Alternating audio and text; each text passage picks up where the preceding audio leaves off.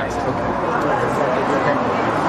It's very nice to meet you. It's great to be here with you, Michael. Thank you. At Mox News, you have a tremendous amount of fans. Thank you. And I know you have fans everywhere. I'd like to know, who is it, being a hero of the anti-war movement and the peace movement, who is it that you would recommend to the people that are extremely anti-war and just feel, as you mentioned in your speech, that the president isn't following, the Constitution when it comes to war, and not even beginning to try and end this war-for-profit endless cycle that we're in? Well, the first thing is, the question isn't, what he stands for is one thing, and we need to keep encouraging him to move in a more positive direction. But it's important that we stand for peace in our own lives, and in our communities. I've spent a lot of time studying the principles of peace, studying the life of Christ, of Gandhi, of Dr. King, of Dorothy Rankin, of Dorothy Day, and really meditating on what approach can we take in our own lives to try to make this a more peaceful world. I think about that all the time. And so it begins with us. Now, when you're a member of Congress, you can also have a voice to challenge war if you start to see it percolating, to challenge the illogic that propels war, which is what I do, and what I hope to continue to do. So do you have a recommendation for those of us who, like yourself, are about peace and would like to see the country move more in that direction? When you see war around you, you hold on to peace for dear life, and you express peace in your personal relationships. You think peacefully, you speak peacefully, you act with peaceful intentions. But what presidential candidate should we really get behind? I'm not going to get into that because that's politics, which I just stay focused on the policy. Okay. Thank you so much. Well, can you tell us something about? Thanks very much. I appreciate you. Well, I don't think Dennis Kucinich liked my question very much. He did his best to avoid answering it. I asked him, being the most anti-war, him and Ron Paul being the most anti-war members of Congress. I asked him, this is 2012. So I was asking him, it was actually 2011, I believe, and Obama was running for president, and so was Ron Paul at the time. And actually this is the election where Ron Paul won Iowa, the very first primary, and the Republicans stole it from him. But I was asking him, if you're actually an anti-war person, for real, who is it that you would recommend that we vote for? And he's like, Barack Obama. Well, I mean, if you're a real anti-war person. And he's like, okay, this interview's over. I found it, I like Dennis Kucinich, and, he's talking about how he meditates on peace all the time, and I would be meditating on a piece of his hot redheaded wife if I was him. But that's just me. So where were we? Let's see. Oh, I have clips for you. I have, this thing about the vaccine and requiring the vaccine. And I don't like to talk about that kind of stuff. That being said, it's really impossible for me to see parents put in this position of I don't think that this is what I should do because I have a family that I have to take care of and something doesn't click with me about this, so I would prefer not to do it. And they go, oh, well, you lose your job. When I have a family and I've worked here for 10 years. Oh, too bad. I despise businesses that are doing this. I don't like the venues that are doing it. I had a show a couple weeks ago in which we were talking about Eric Clapton refusing to play any venues that require proof of vaccine. And I have a clip tonight where they're talking about a local venue called the Showbox, and I've been there many times, and they're saying that now they're going to require proof of vaccine, right? And I mean, I saw Ween there. I love Ween. I saw Ween there a couple of times, and then a couple other places too. And I saw Gogo Bordello there, and I saw the Cramps. I've seen all kinds of good shows there. So, and now they're saying that they're going to require proof of vaccination. And what that does, what I see that doing, is it being like almost like a immediate kind of advertisement, right? Because the news swoops in and they go, oh, look, this is a venue that everyone knows. Everyone knows about this place. And now they're jumping on the bandwagon. Don't you want to jump on the bandwagon too? You don't want to get left out, do you? And it's so weird the way they're describing this booster shot thing, this booster vaccine, or whatever the hell they're calling it. It's so weird the way they're describing it. It's like, oh, and now you can get it too. Aren't you so lucky? And I'm like, it's like, oh, these people have it available to them, and it's like, you're supposed to, they're so lucky that they get to do this. And then they just show all these people that are desperate for it, It's all this really slanted stuff, and the more that the journalism is slanted, the more you should question it, because there's always more to the story, so to say. So that being said, thanks so much for tuning in, everyone. I'm always feel very lucky that you show up, because without you, I'd be sitting here talking to myself, and I can't imagine doing that for long.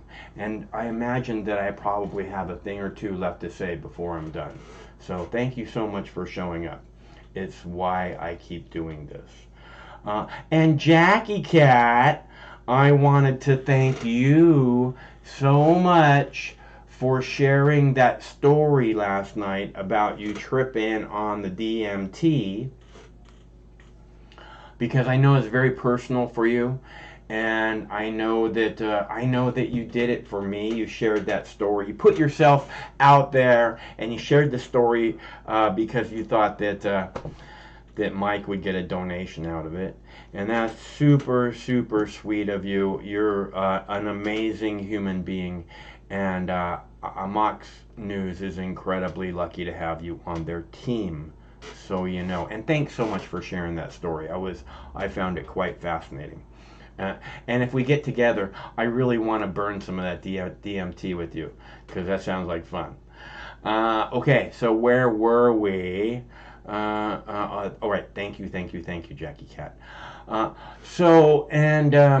And by the way, Playground of Sound did not follow through on what he said he was going to do.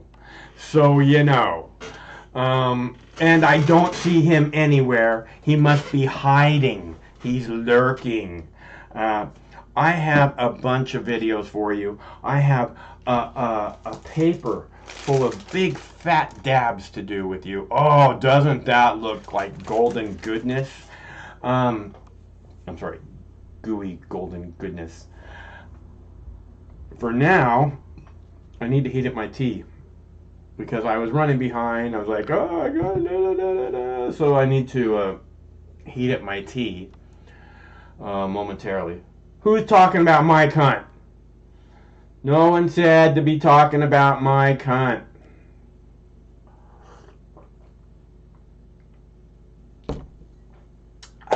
That would be pretty funny.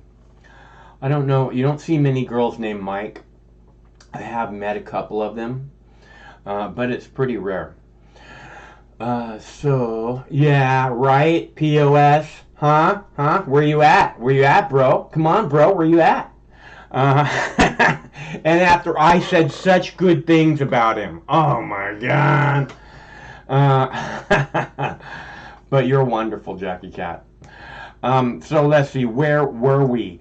Okay, so I guess we'll start off with this video about the judge ordering a person who had, how long does that say that is? 2 minutes. That doesn't sound right.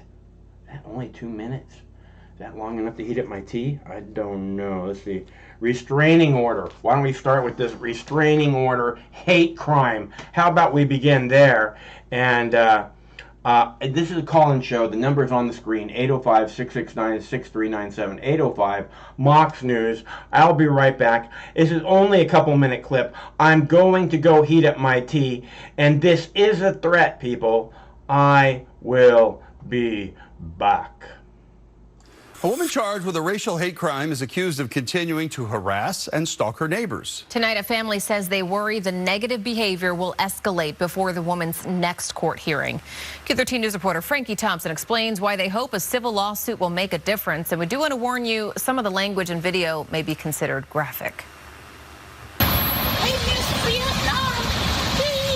Caught on camera is Jan Meyer leveling racial slurs to her Vietnamese neighbor, T. Pham. And I feel like my life is dangerous every day. I go outside, and I feel like I not feel like safe in my house. Pham, with her husband, translator and attorney, says she's had enough of the pain and suffering from Meyer's alleged harassment and stalking for the last 4 years and is filing a civil lawsuit. I feel shocked and feel so horrible every time I go to sleep. Like I had trouble go to sleep, and I had the bathroom. Pham and her alleged tormentor live less than 100 feet away from each other in Shoreline. Pham says Meyer would constantly stare through her windows. She says her breaking point was in April when Pham was working in her garden and Myers stepped outside half naked, flipping her the middle finger and saying racist comments in front of Pham's 2-year-old son. And I so scared and shake, and I cry and get in the house and send a video for my husband, and then I called the police, and then after that, she had arrested. Myers was booked in King County Jail, and prosecutors charged her with a hate crime. She was released on personal recognizance with conditions that she not violate this protection order and not make any contact with Pham or her family. But Pham's husband says Myers continues stalking his wife and son and was even recorded threatening Pham's life. They're not going to live very long. The neighbor has been saying racist things to my wife for years when she walks by the house. And so it does seem to be because of my wife's race, and then escalating to threats of harming her and that she won't live very long. Myers was not home for comment today. Though her case for the hate crime is pending in criminal court, Pham's attorney says he's concerned why she hasn't been held accountable for violating the protection order. The police sergeant said to me, well, this lady was just in the park. People can go to the park. Well, she was in the park because his family was in the park. And she often follows her with a car to the park. But nothing happened. The King County Sheriff's Office, who contracts with Shoreline Police, say only 2 911 calls were made, and each time officers investigated and recommended charges to the prosecutor's office. Pham and her attorneys say they're hoping this civil lawsuit against Myers will give them a long-awaited sense of peace and security. I hope this happened to me, not happen with every people.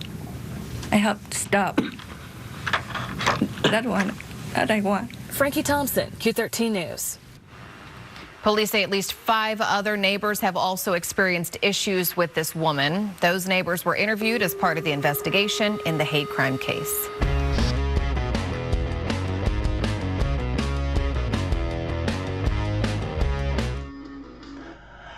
All right, so I don't know. I thought you guys might find that interesting. I don't mean to call you guys. I apologize. You all might find that interesting. it bothers me that they take this person who was clearly mentally defective and they start charging her with hate crimes. You know, this is a mental illness, okay, and she needs help. And instead of trying to get her help, they label her a hate criminal, which I get that why they would do that, because she's harassing her neighbors. That's what I'm saying. This is why you need to recognize this as a mental health problem. It's not going to help to go and penalize her with money or jail time. She's sick in the fucking head. So, you know, a compassionate society, or even a remotely intelligent society, would get this person help before she hurts someone. You know, I mean, it's fine to put her away, but that's not going to change who she is. If you get proper, you know, proper counseling can make a huge difference in someone's life. Yeah. Instead, they just label her a hate criminal and want to ship her off to some fucking cage. Oh well. That's the world we live in. That's the compassionate society that we live in. So, I'm just waiting for a phone call. You know, last night we had a phone caller who was incredibly passionate and kind of broke down because of all the anger and the hate and the death and despair, you know, and it just seems to emanate from this one source. You know, this is the thing that I'm talking about, people. We have this common enemy.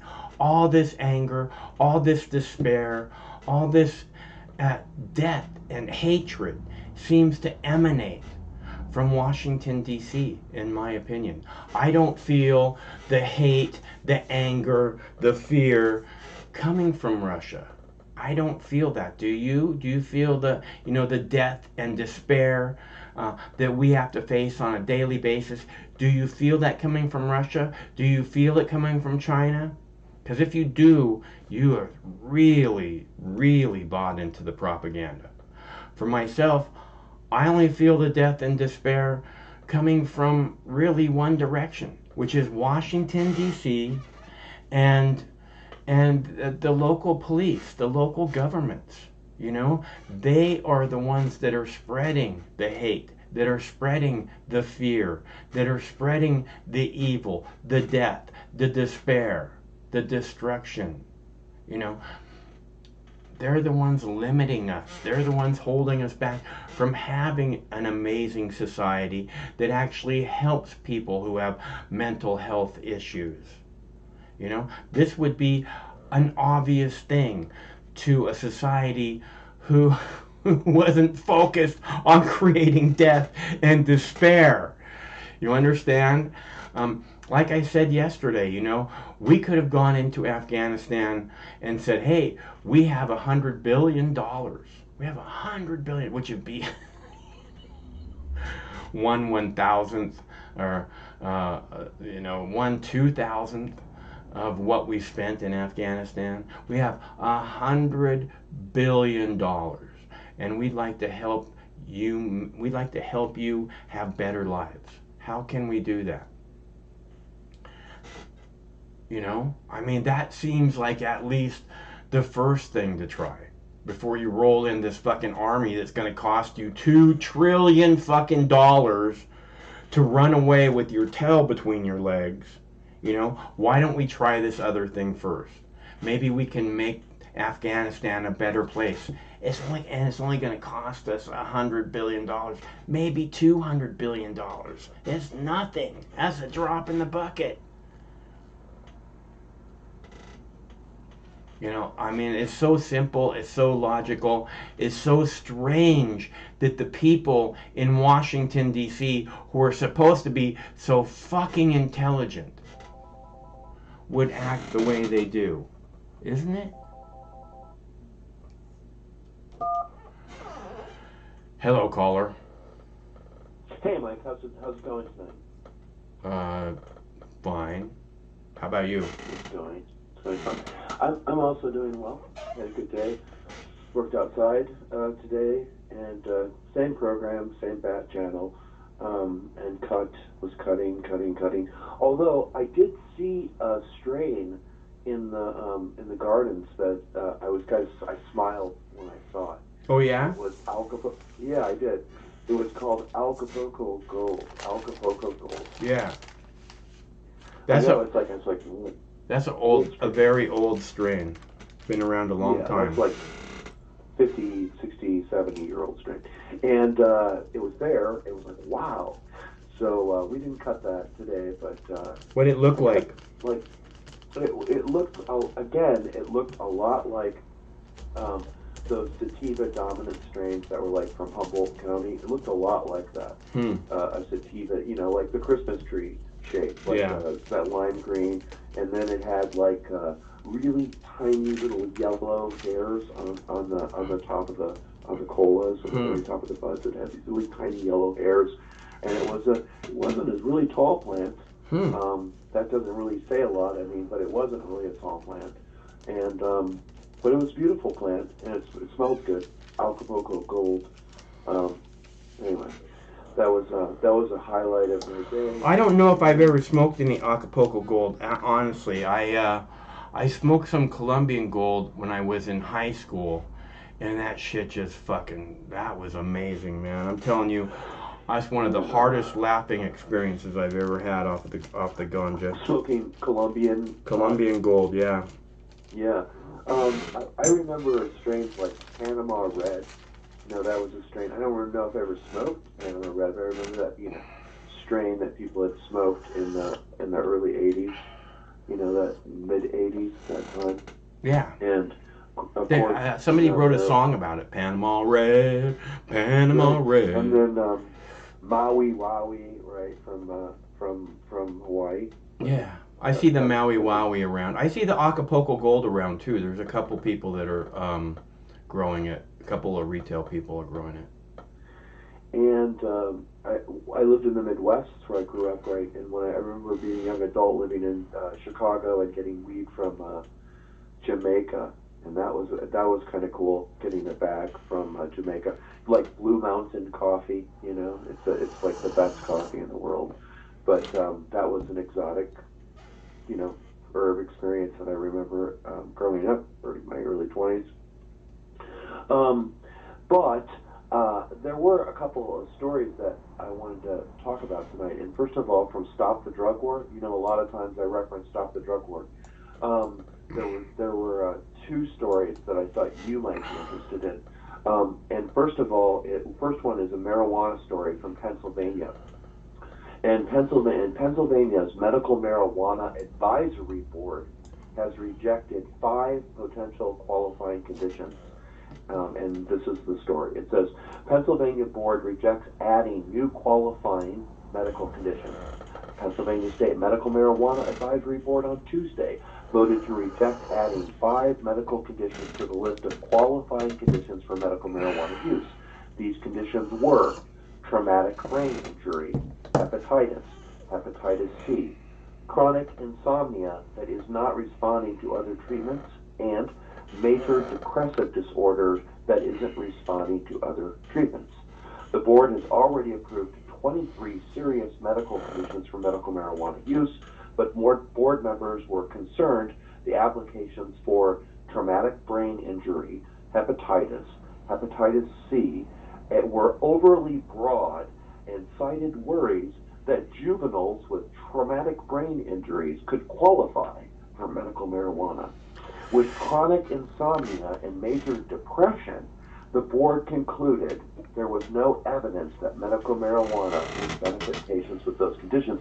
And I would like to say, Mike, as a person who has had experienced depression many times throughout my life, I find that cannabis helps me with depression. I mean, to be honest with you, it helps me from feeling depressed.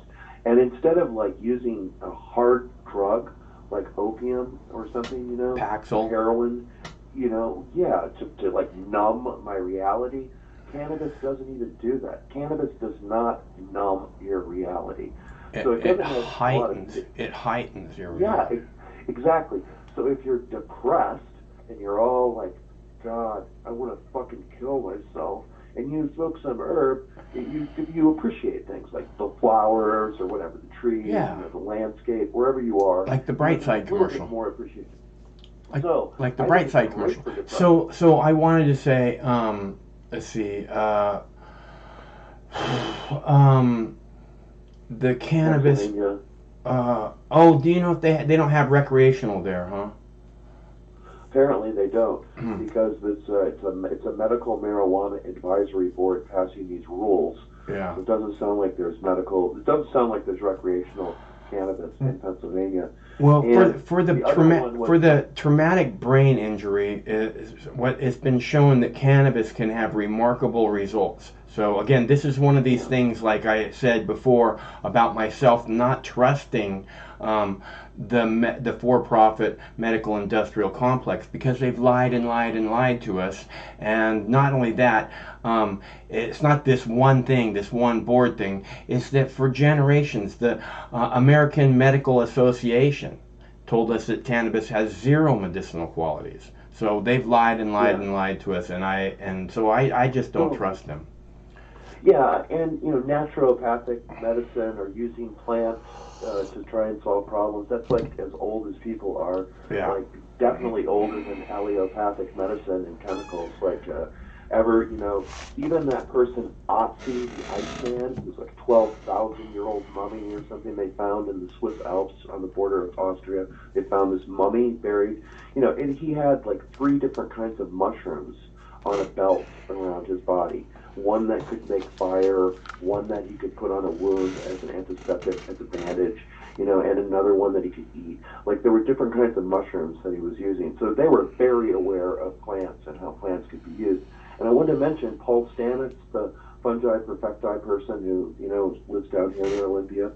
He also has advocated for mushrooms, specifically lion's mane mushroom, to do regenerative growth of the brain.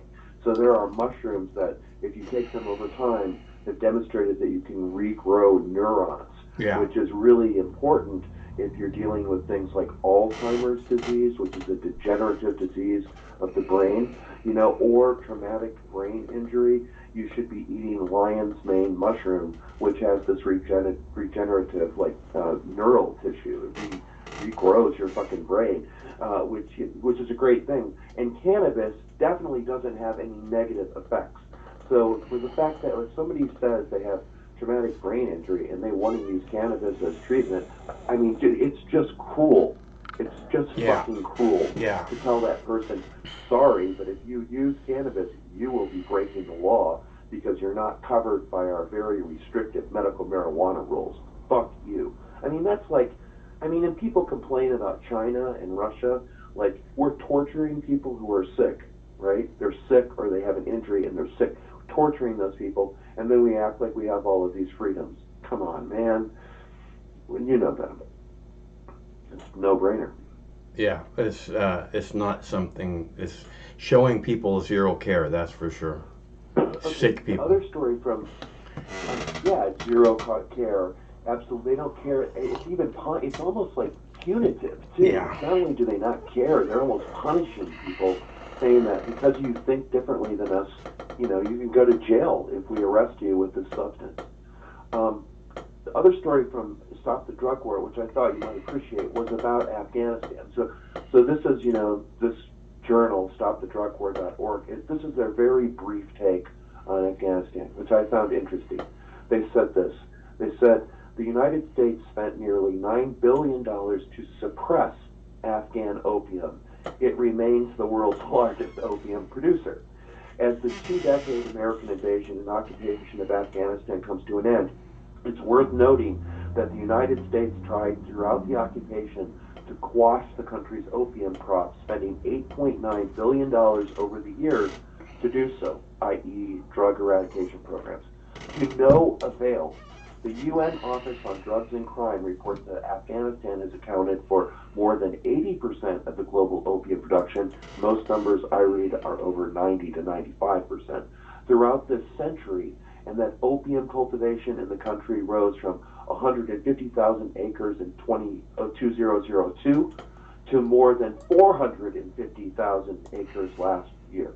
That's all they said, is that, the United States made this big deal about how they're so opposed to heroin and opium. They're so opposed to opioids, right? And then they occupy this country, and this country becomes like, the 15th largest producer of opium in the world to the largest opium producer by the fact that they produce 90% of the world's opium in the world, right?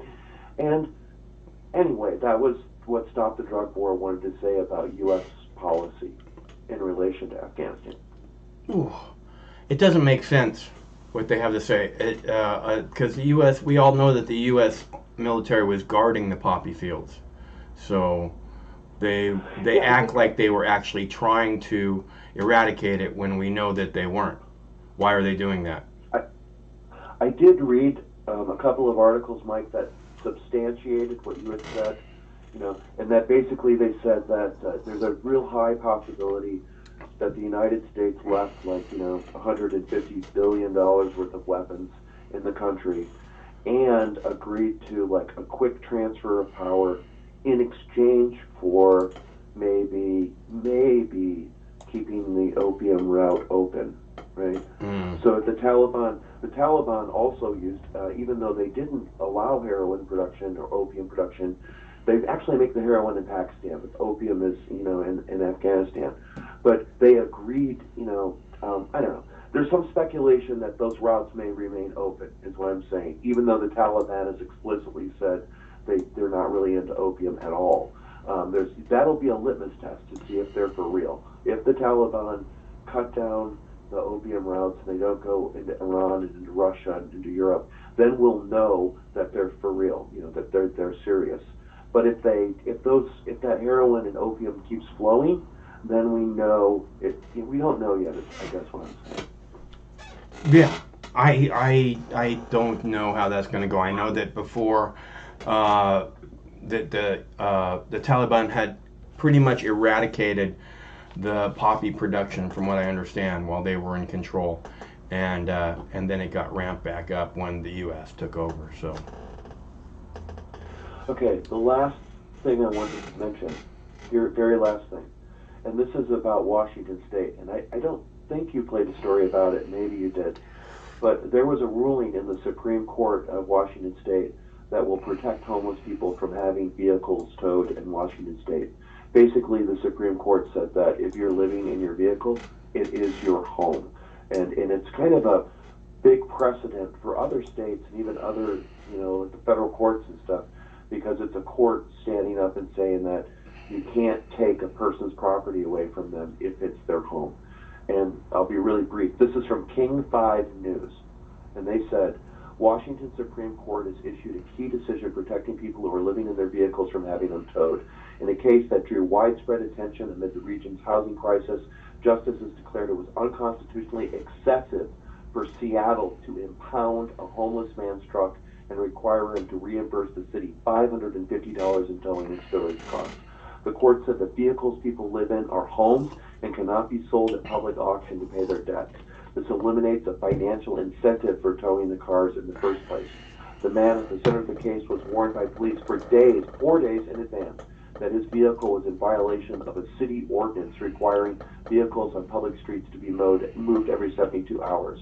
Cities can enforce all the laws they have in the books. What the Supreme Court case said, essentially, is that when you're imposing fines, you have to look at the person that you're imposing the fines on. And if the fine is going to destroy them, they're living in their fucking car, if it's going to ruin them, if it's going to destroy their livelihood, then that is an unconstitutional fine, said the managing it for Justice Washington. In response to the court's decision, Seattle City homes will be wide implications as a result of the ruling. The decision will have wide implications for how mayors and city councils respond to people living in their vehicles on public property. We anticipate elected policymakers will adjust policies to align with the ruling, and our attorneys will advise them to make decisions. In January 2020, there were 11,700 people experiencing homelessness in King County, an increase of 5% from 2019. And the Regional Homeless Authority, which helped conduct, their count, said that was a one-night count of individuals. And they usually do that like the shittiest month on the shittiest day, like on January 21st when it's raining in Seattle. They'll go and find people on the street. Anyway, they give other statistics about homelessness, but that's a really big ruling, Mike, because when you lose your shelter, the last barrier you have before you end up in a homeless camp or at like a Salvation Army place is your vehicle. Your vehicle ends up becoming your last sanctuary before you get thrown into, whatever, potential to go to jail or something. So it's like a sense of security. And the Washington State Supreme Court said that that is your home and that they can give you a ticket, but they cannot take your car away from you and sell it at an auction. It's not their property. It is your home. And I think that's important, Mike. Yeah, it sounds very important. And it's good news. So I'll leave on good news. Poor people's rights were defended, and police can't steal property from the poorest people. You talk about the police state all the time, but they can't steal. They still can steal with like asset forfeiture, right? But they can't just steal a person who's lost their home.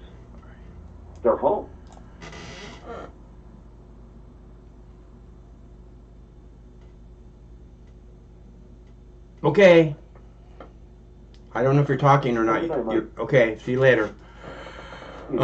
I have to agree that is an important story about people who are down and out and living in their vehicles, and the state not being able to take this place where it's like their last hope, of not being on the street is their car.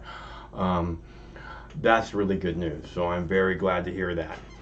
And it's really fucked up of Philadelphia, Pennsylvania to be all anti-medical cannabis. So it's not just anti-medical cannabis. And this is what I've said again and again about not recognizing, like the American Medical Association for generations telling us that cannabis has zero medicinal qualities, right? Generations. This is, decades and decades and decades where they could have been helping people. And instead, they chose money over helping people. We can make more money if people aren't able to grow their own medicine in their backyards or on their balcony. So, and this is what's so fucked up about for-profit and medical industrial complex, is that a for-profit medical industrial complex needs sick people in order to profit. So the last thing they want is to give you medicine, is to let you have access to medicine that might actually heal you. Because it seems like a lot of what they do is to maintain where you're at, as where cannabis, has very regenerative. The U.S. government is the only entity to own a patent on cannabis, right? And the reason that they own a patent, you have to, in order to own a plant, you have to say, oh, it has these, the patent on a plant, you have to say, well, it has these qualities and we're patenting. And what the U.S. government said is that cannabis has brain rejuvenating qualities. So they know, and they've known for a long, long time, that this is really good medicine. And they've kept it from you, and they've kept it from sick people. And this is the part that really, really bothers me. So, because we deserve better, sick people deserve better. We all know people who cannabis could really help. And instead of wanting to help them, our for-profit medical industrial complex has allowed them to live in pain and despair. It's just, I can't stand these people, okay? So I want as little to do with them as possible. I can't stand the doctor. I got a doctor's appointment in November. I'm like, I don't want to go already. It's fucking August. And I'm like, I don't want to go to the doctor already. So, let's see, where were we? I think we should play another video while I heat up the bong so we can all have a big fat puff together. Does that sound good, boys and girls? I think it sounds good. So let's see. I have this video about get the vaccine. A judge ordering. I don't know how to describe him, but someone that's appearing in front of him with some kind of a drug conviction. I don't know what kind. But a judge has ordered that person to either be vaccinated, to either get the vaccine or go to prison. Which is really, contradictory, because in prison is probably one of the places where you're most susceptible to the virus. So, going to take this person who supposedly the vaccine would protect, but they're not going to get the vaccine, so they're going to stuff them in the most dangerous place they could. Basically, it could be a death sentence. For what? I don't know what the drug charges are, but what? He possessed a gram of cocaine or something? That's, this is just getting all fucked up, you know? And it's no one, I don't see anyone fighting for freedom. You know, I just see capitulation everywhere I look. It's just like, you know, all the businesses. Well, it's not all. There's something going on, right? They're saying, oh, well, this huge percentage of people, and then they go, oh, well, the cops won't get vaccine. Oh, well, the teachers don't want to get vaccine. Oh, well, the healthcare workers don't want to get vaccine, right? Right? I played this for you again and again and again. And there's something going on, right? If the healthcare workers don't want to get vaccine, I saw a thing today, right? Biden today ordered all people that are working in care homes for elderly people, right? Everyone who works in those must now get a vaccine, right? And the reason that he's doing that is because apparently what he said in his speech is that people that are in that situation, the healthcare workers, the workers that are working in the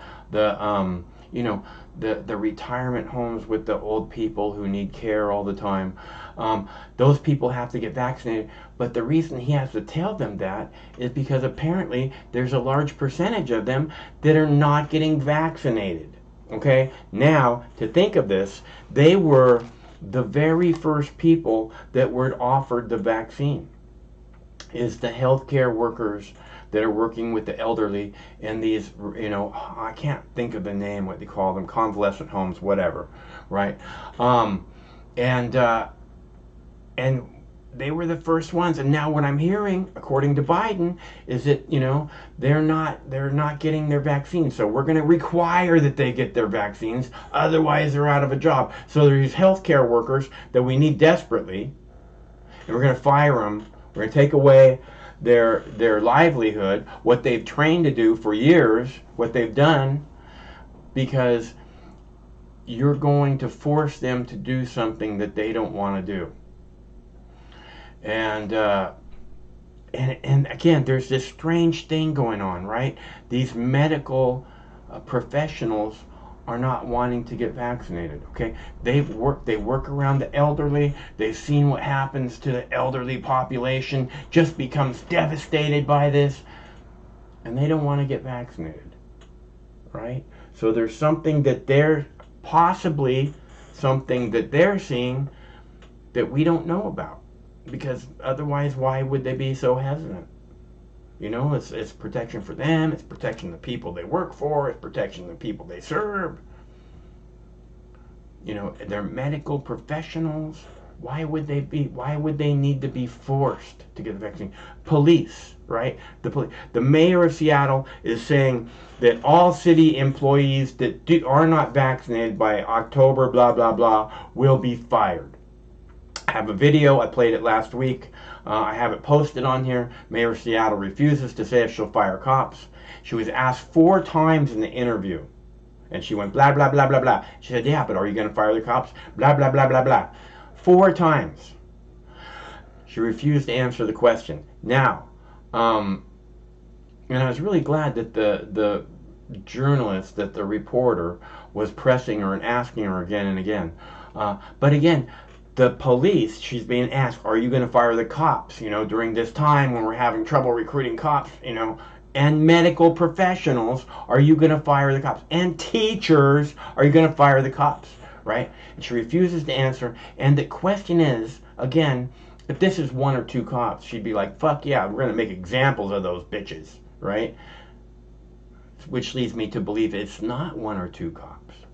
Which leads me again to question, why are these people who are dealing with the public, the scourge of humanity on a daily basis, half of them sick to start with, one way or another,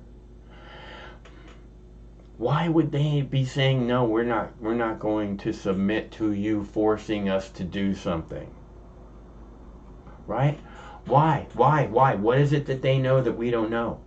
You know, why is it that no one's talking to the cops, to the medical professionals that are saying no, that are hesitant, that are saying this isn't going to happen for me, you know?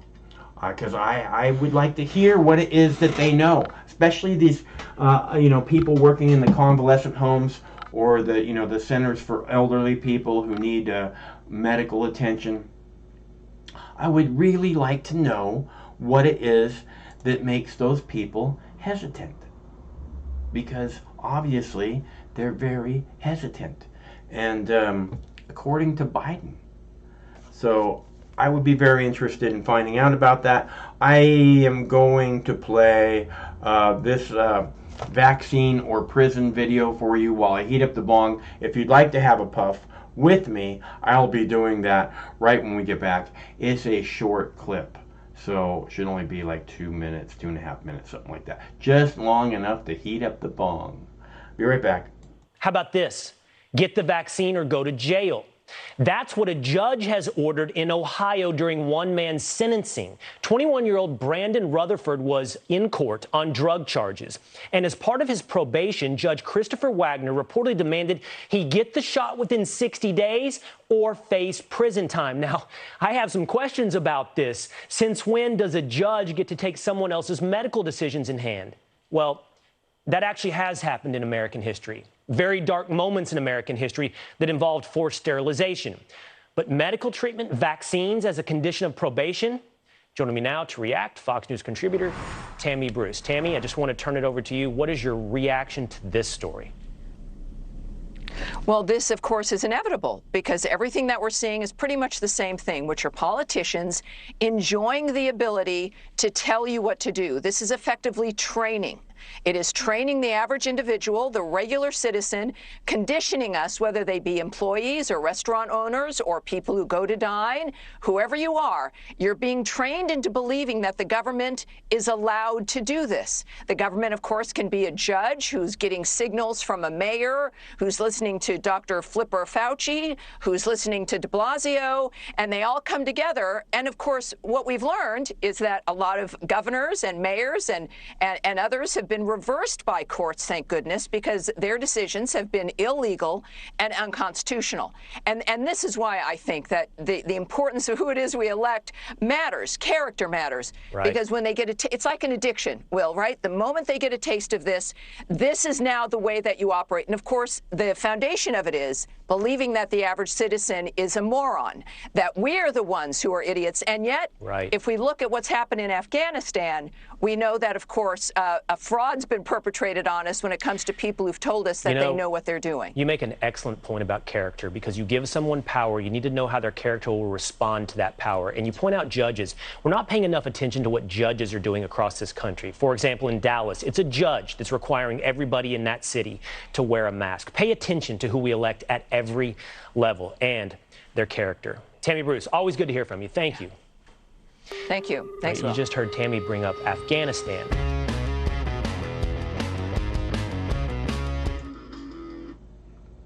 What'd she say? She said, they think we're morons.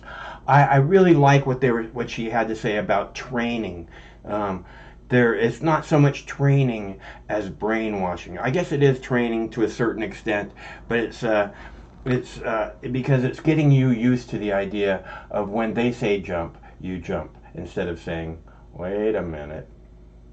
Ready? This one's for Jackie Cat.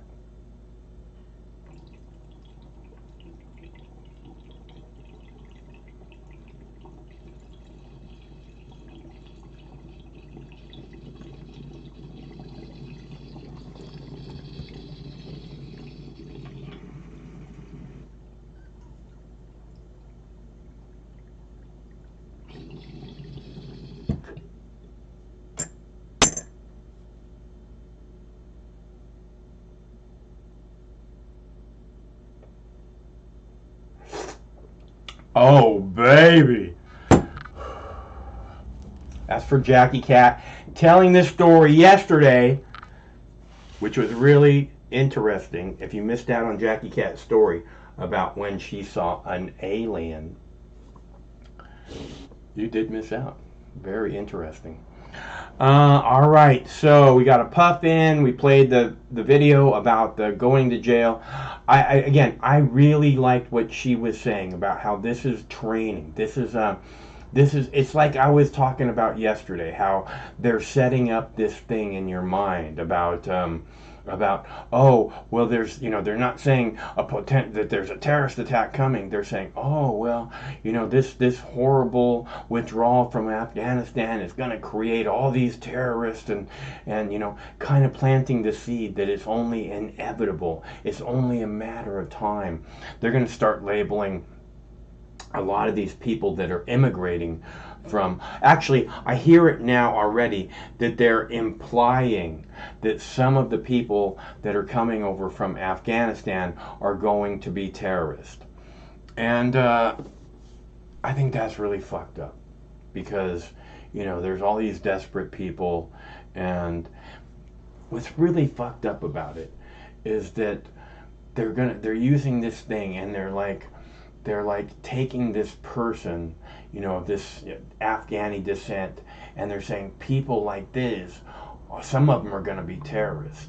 And that's so fucked up, man, because there's a lot of people that, again, are not real critical thinkers, and they're going to immediately latch on to, oh, people who look like this, a percentage of them are terrorists. And again, it's this programming that is incredibly sneaky and incredibly well thought out, and done absolutely on purpose, 100%, to make you afraid and submit and need to go to the news, because you need to know what's happening today. There might have been some terrorists. They might have caught a terrorist. There might have been some event. Who knows? I live in constant fear. I need to know what it is I need to be afraid of today. Don't you know? So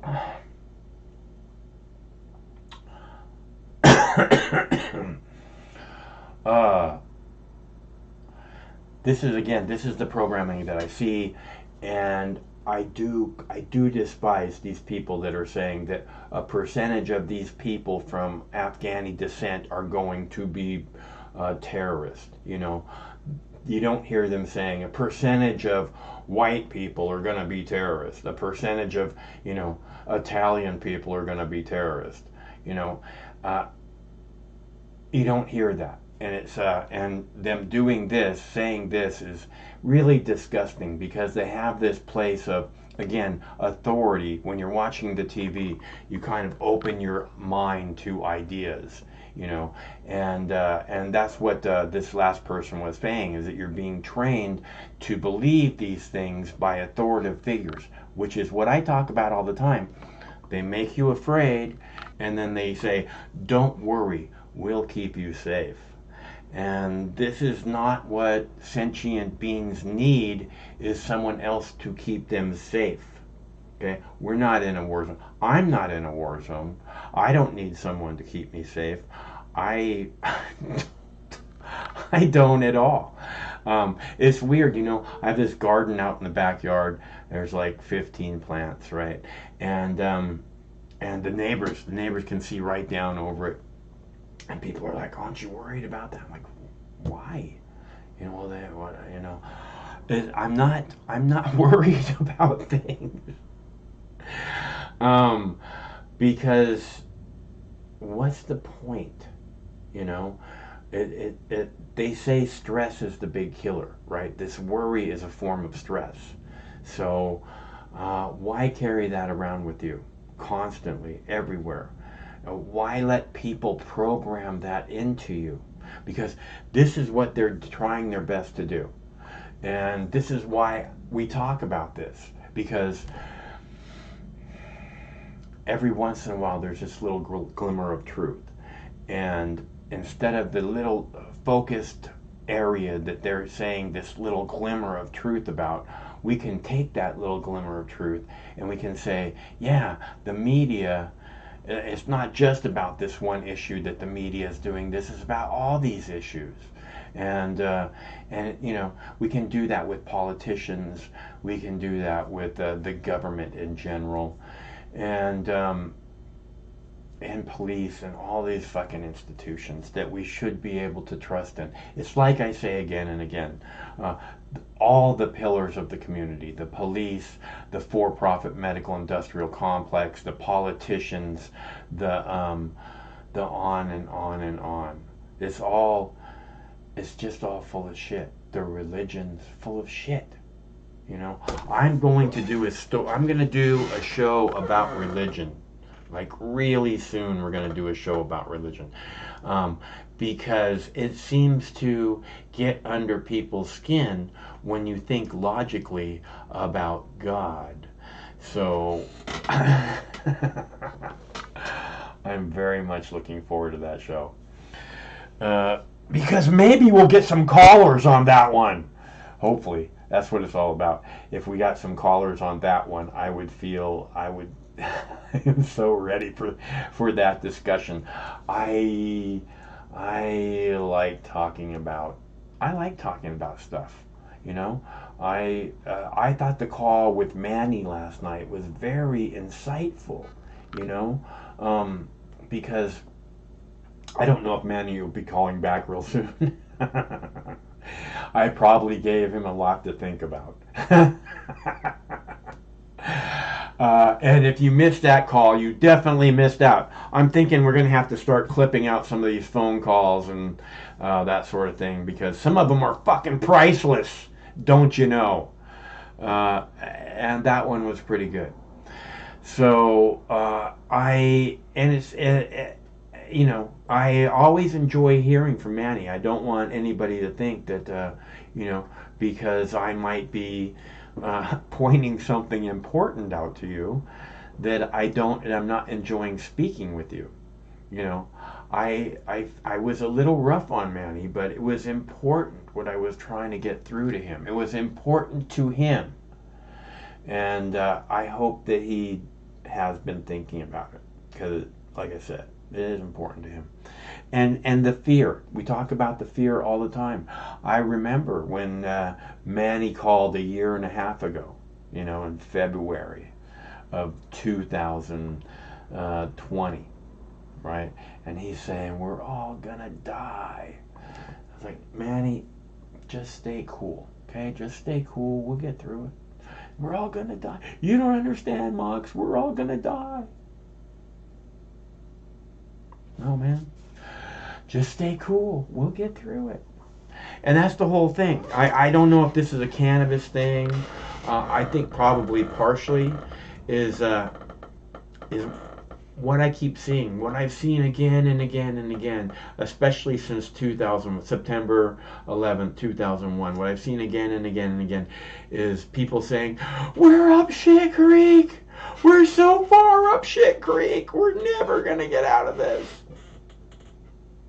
That's not what I see. And I've talked about this thing where I saw this giant UFO. My friend, who I was talking about earlier, or yesterday, was up for the weekend. He grows mushrooms, I was telling you. He used to grow cannabis. He used to live here. He helped me when I first started my television show. He was one of the first people that I reached out to say, hey, I'd really like you to be part of this. And he worked with me for years on the TV show. And so we were riding around filming one day, and he was in the car. Well, we were driving to go pick up some girls. A couple of girls were on the show, and we were going to pick them up, and at the strip club. And so we're driving down the freeway. We see this giant fucking UFO, and I've asked him numerous times. You know, my friend who was up this weekend, I said numerous times, I said, I need you to tell me what it is that you remember seeing on that day. And he's like, oh, I don't remember anything. I got hit in the head with nunchucks that day. He used to carry around a pair of nunchucks everywhere, and he's always trying to figure out how to make them work, you know. See, I got hit in the head with nunchucks that day. Yeah. And he said, I don't know. I can't remember. And so I saw him this weekend. I was like, dude, I need you to tell me what you remember. And he said it again. He said, I got hit in the head with nunchucks. I really don't remember anything. I said, but when I say that, you know what it is I'm talking about. So just tell me what you do remember. He said, I remember driving on the freeway and looking over and seeing this giant glowing orange orb, you know, which is different from what I saw. And it was there, and then it wasn't there. Okay, and I know that they saw something that freaked them out. You know, because we were driving down the road to go to the club to get the girls, and and the guy that was driving, he pulled the car over, and he goes to the trunk, and he grabs a shotgun out of the trunk, and he starts loading the shotgun. I was like, dude, what are you doing? He's like, we're under attack, you know, and this is what I'm talking about, is this fear thing. I said, stop. I said, stop. I said, look around. I look around. Do you see something that's threatening? Something that's, you know, making us be under attack? You know, we're at the Safeway parking lot. Do you see anything out of the ordinary? No. Okay, I said, put the shotgun back. And I promise you, if there's something we need to take care of, we'll take care of it. And he calmed down a lot. And then there was my girlfriend that was with us. And she's like, what if I never get to see my mom again? And she's just bawling, man. And I was like, we're only like 5 miles from your house, okay? If I have to walk there with you, I will. If I have to carry you on my shoulders, I will. And she calmed down. And then, you know, we went on about our evening, and nobody else saw anything again that night. I saw something, but nobody else saw anything. And I wasn't about to point it out to them, I'll tell you that. They can't handle the truth. That being said, my point being is that people get this fear. You know, since September 11th, I started off since September 11th. You know, I've seen all these people just like, you know, we're fucked, we're fucked, we're fucked. You know, and if you look around, You know, you're not looking at the TV set. You're not looking at, you know, something that's giving you tunnel vision, right? You stop all that shit and you look around. You know, you look around your house, you look around your neighborhood, and we're not fucked, you know? Your children are kind of fucked. But right now, in particular, we're not fucked. I mean, in this moment right now. So, and that was the whole point of the UFO thing, you know, was they were like, oh my God, we're so fucked right now. We got to do something. We got to get ready. And if you're fucked, then you know, and you take care of business. Like I said, if there's something to take care of, we will take care of business. I promise you, you know, because that's what we do, you know. But until then, there's no reason to lose your fucking head. There's no reason to go crazy. There's no reason to jump into a river of fear where you may not be able to get out of. Okay? We're not fucked. Right in this moment. We're not fucked. So do your best to realize that. And don't let people program you negatively to believe something else is happening. Hello, caller. Hey, what's up, Moss and Brandon, man? How you been? I'm good. How about you, B? Oh, well, you know, I'm okay. I can't complain. You know what I'm saying? I don't need no airplane ride out of Afghanistan. Shit. I sure am glad to hear that. Yeah, you ain't never lying. I bet Ty's really glad about that too, bro. Yeah. Oh yeah. Mm. Yes, ma'am. Ooh, I want ice cream too. Hey, okay, Mark. I will give you some ice cream too. Yeah. But yeah, man. I honestly,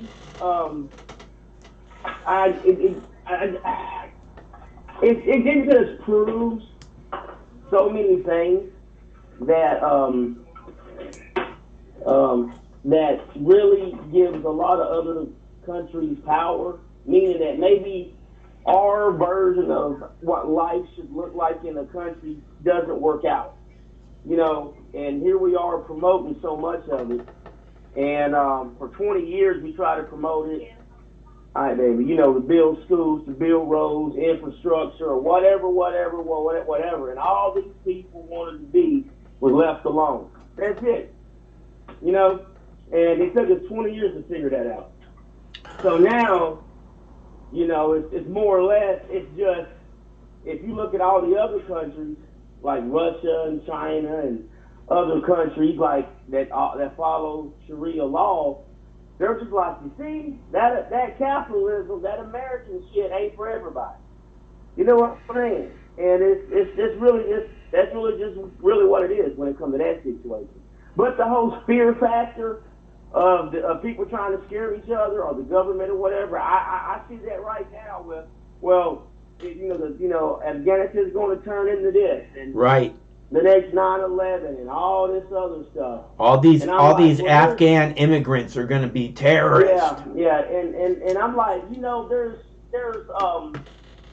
things in place to kind of pay attention to that shit now that happened 20 years ago. You know what I'm saying? That we weren't prepared for. Yeah. You know, but I just think overall that all our wars will be fought with with cyber hacking or some form of what we're going through right now with COVID, to be honest with you. Huh. That's scary. Because we understand that we just can't occupy a country with 30-something million people in it, and Afghanistan is the size of Texas, and it's got like 5 or major 6 countries bordering it. Yeah. You know what I'm saying? Pakistan, you know what I'm saying? India, Russia. You know, there's plenty of fucking countries that surround it. You know, so it's not a port, so it really would be like a flyover state like Kansas in America. Yeah. You know, so it's got natural resources, but it don't have the infrastructure like, you know, fucking train tracks or whatever to get that shit out of there to a plant or whatever, blah, blah, blah, blah, you know. So, and then at the end of the day, the people just didn't want what we had to offer. I lived there. You know what I'm saying? the men didn't want their women to they want to stay the same way. And honestly, now it's still like that, even in this country. You know, you hearing people coming out like Bob Dylan, you know, whatever, allegedly doing something to a 12-year-old or whatever. All these years later, this lady finally gets the courage. You know what I'm saying? So it just kind of tells you that, you know, that whole equal equality for women across the globe, that shit ain't happening. So we just need to quit promoting it. Them bitches will stand up one day. They'll be like, no coochie for you. And that's it. You know what I'm saying? It's fucked up. I need to ask you, you know, a lot of people perceive this as the U.S. losing this war. Is that the way most people that you know that serves view it? No. I heard a veteran on TV, I guess yesterday, and I guess he has, you know, a non-profit trying to escort these Afghanis out, and he mentioned something like it's worse than Vietnam. No, it wasn't. We only lost like 26 or 2,500 soldiers, unfortunately, or troops. You know, we had lost 57,000. You know what I'm saying? Yeah, no, you know, Vietnam was a fucking shit show. Yeah, but most of my guys and ladies that I serve with, you know, it's just that point of your life that you're really not proud about, but you tried real hard to be successful. That could have been a relationship mop, you know, a job or anything, right? I'm looking at it from the military trying to convert over to civilian. You know, you're trying to do the right thing, but everything you do, it just doesn't work out. Like, you get that good job, you go out there, your car don't start. You know, you got to get a jump. You know, it's like everything you try to do, it's the hustle and bustle. And that's what my take on Afghanistan was. We would have to hustle and bustle 24/7 to get these people to believe us, like us, or whatever, and their culture, because we don't understand why the women dress that way. We don't understand their culture. You know what I'm saying? That's something that the military needs to get better on training its soldiers on, meaning the masses, everybody. You know, but whenever you go to another country as an invading force and you can't say fucking hi in their language, that's pretty fucking disrespectful. You know what I'm saying? So, it's just, it's honestly, it's a sign of relief, because we all knew that there's no way we was going to be able to conquer that land. It's too mountainous, okay? The people live in mountains, man. You know, it's not like they live in the, you know, down, you know, in the plateau or in the valley. They live in the mountains. The warriors are all the people. Yes, the Taliban. They're all farmers, man. Yeah. You know, to me, the Taliban is far right. Not to compare them to conservatives, you know, to our political system. But women staying in their place, boys at a certain age become a men, and you know, you're tribal, you herd goats and sheep and shit like that. Women make clothing, they stay in their place, they have babies. You know, they don't open their mouth. But that's their culture. They have their valuable, you know, part of society. Like you said, they have children, they make clothing, you know, all those things are incredibly valuable. But when it comes to the political process, to govern a village, because typically it's tribal, a woman has no say-so in that. Now, she may pillow talk with the tribal leader. Yeah. If it's his wife, you know what I'm saying? But they got strict laws. If you get caught stealing, you can get your hand cut off. But Saudi Arabia, what's the fucking difference? You know, it really just comes down to is, this is something that everyone needs to pay attention to. If all the European countries, the UAE might, the G7 just had a meeting today, an emergency meeting about Afghanistan. Yeah. If little Afghanistan can stand up to all the countries in the G7, all the Western countries, right? They stood up to fucking Russia, that's a Western country. Right. And say, fuck you.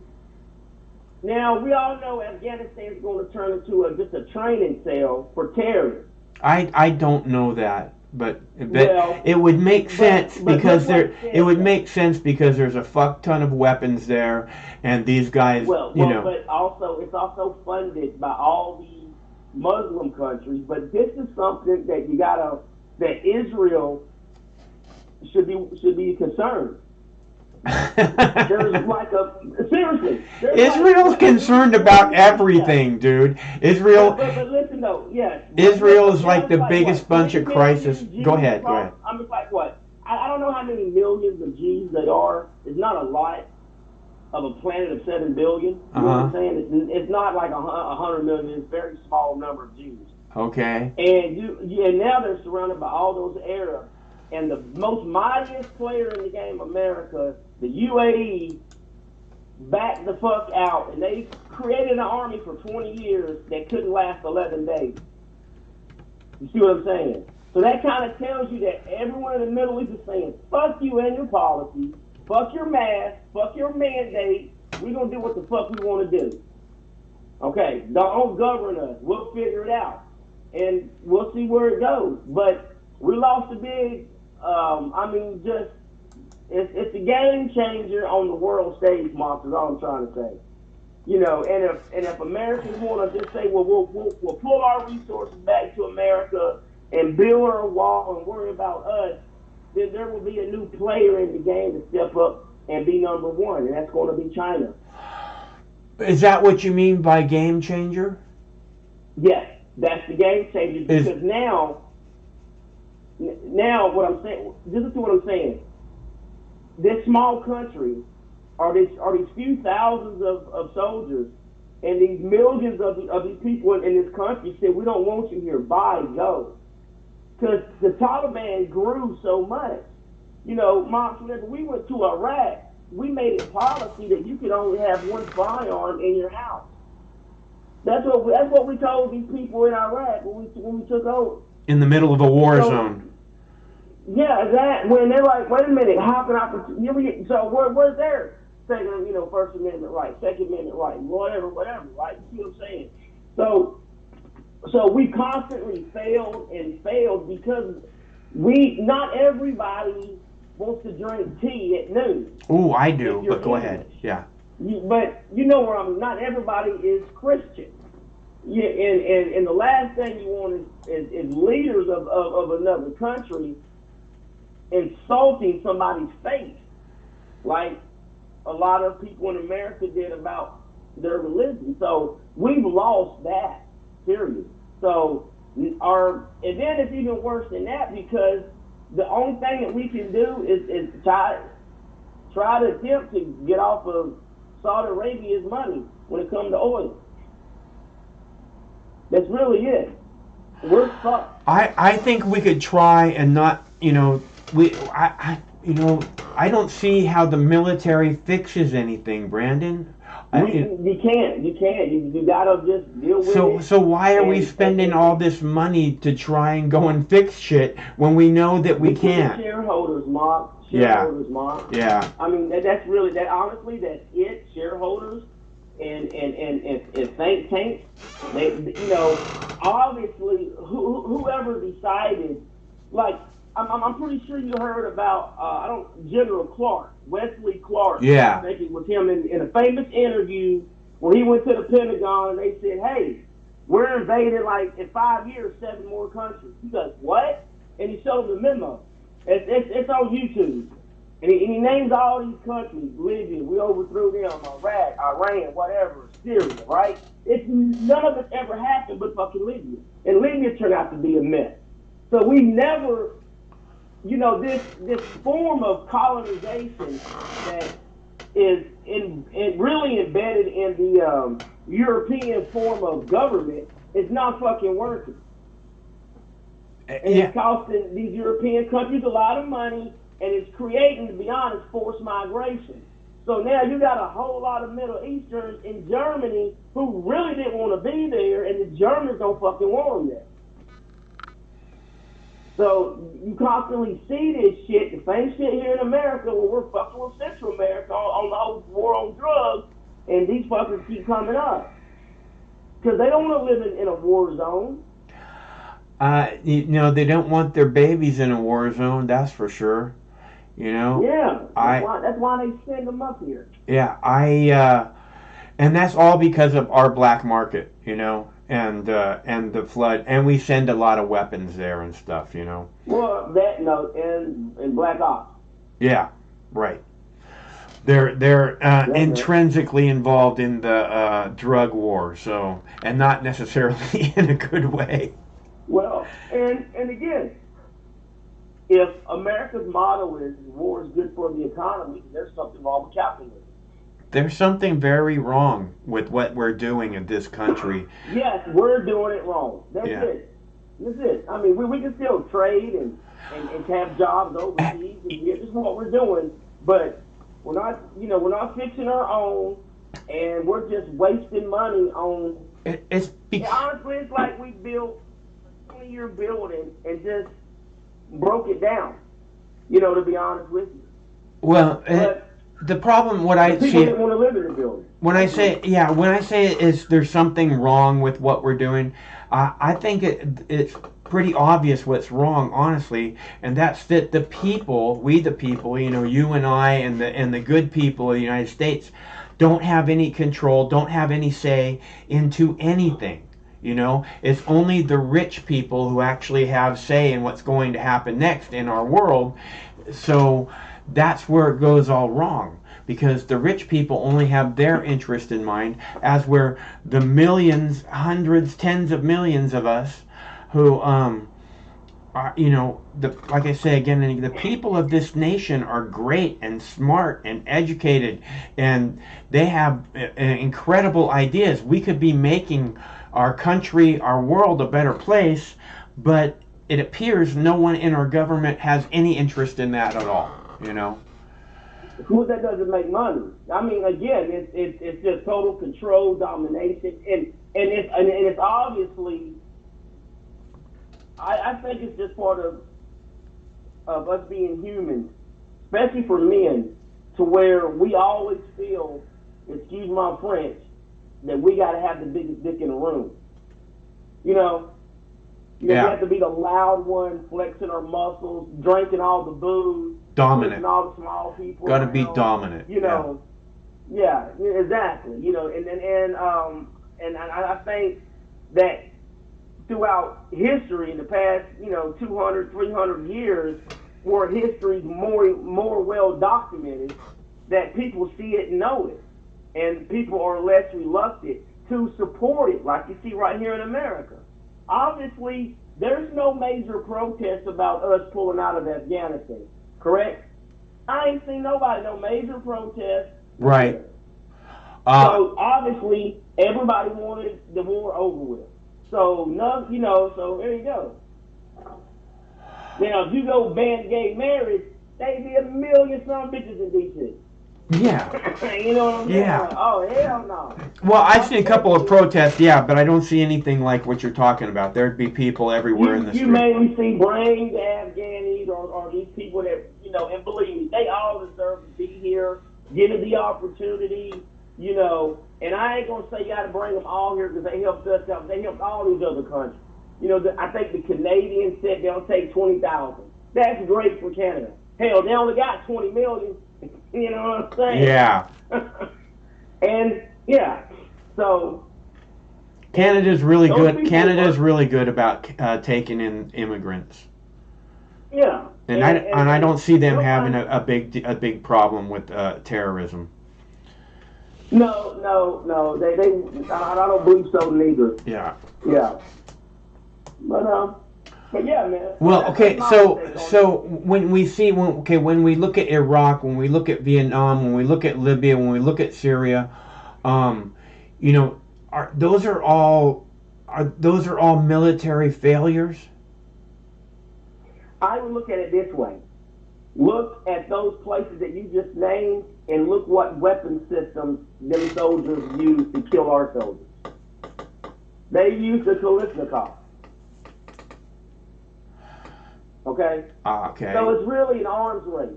That's all it is, Mom. Yeah. It's really just them to build new systems. Like after Vietnam, they invaded Afghanistan to test out their system. their weapon systems, and it didn't work out. Yeah. You know, then lo and behold, Saddam did what he did, and America showed the world what we can do with something called laser-guided bombs and satellites. We're like, holy shit, this is a Star Wars program? You know what I'm saying? So, and with that Afghanistan failure from Russia, it led to the fall of the Soviet Union. It cost too much. Right. Just like the Vietnam War cost us too much. Yeah. But it's really just a chess move in proxy wars. So us leaving Afghanistan makes it totally unsettling for Pakistan, you know, and China and Russia. Because let's just say the Taliban want to spread Sharia law throughout the entire Middle East. That's not what they're saying right now. They're saying that they're... let's say 40 years from now. Yeah, well, they're saying they want to do business with the world and they want to be a more normalized country and such. But yes. I understand what you're saying. I've heard it before, you know. Yeah. Yeah, but if but you know what? They got natural resources. If a country wants to come in and want to create jobs and build them a fucking process, whatever, you know, a plant where they can process oil and all these gems or whatever the fuck they got, you know, shit, so be it. But we heard that I heard that the Taliban, before the U.S. moved in, had pretty much eradicated the poppy trade. Yeah, because go ahead. Yeah, Mark, that was the government before we took it over. It wasn't Al Qaeda. Yeah. I mean, Al Qaeda was just a terrorist cell of just a group that lived in the mountains in Afghanistan. You know, Al Qaeda, yeah. Yeah. Yeah, but the Taliban was the government. Right. A matter of fact, before 9/11, the Taliban came to visit America, and they got a tour. They went to D.C. and everything. Yeah, I remember that. They sent turbans and everything. Yeah, them guys. So, you know, but yeah. So, I mean, they ran that government. They had no poppy fields. They were strict. You could only have white cars. Yeah. I lived there. When I was there, you'd be like, everything was a white car. Yeah. That's interesting. Yeah. I wonder why. Well, it keeps everything the same. There's no competition. Everybody's the same. Yeah. So it's, you know, we're on the same page here. Yeah, all the women dress. They dress down. They cover up, so can't nobody see you, woman. You know, so there's going to be no lust there for a man. You can't see the lady. She don't go to bars. There's no alcohol. There was no drugs. You know, it was a very, what you say in America, like a dry county in the South. Very conservative. People like their guns and they go to church on Sunday. And the daughters are virgins until they get married. You know that's, there you go. That's the, I hate to say it, but that's kind of what the Taliban is and all the other fucked up shit they do.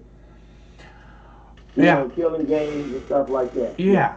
But like you said, that's their culture, and you know. That's their culture. Right. Yeah. So, I don't try to focus on that part of it as all the fucked up shit that they do. It's like you said, they were the government before we moved in there, and this is their culture, and you know, I don't really know it, so I trust you on what you say.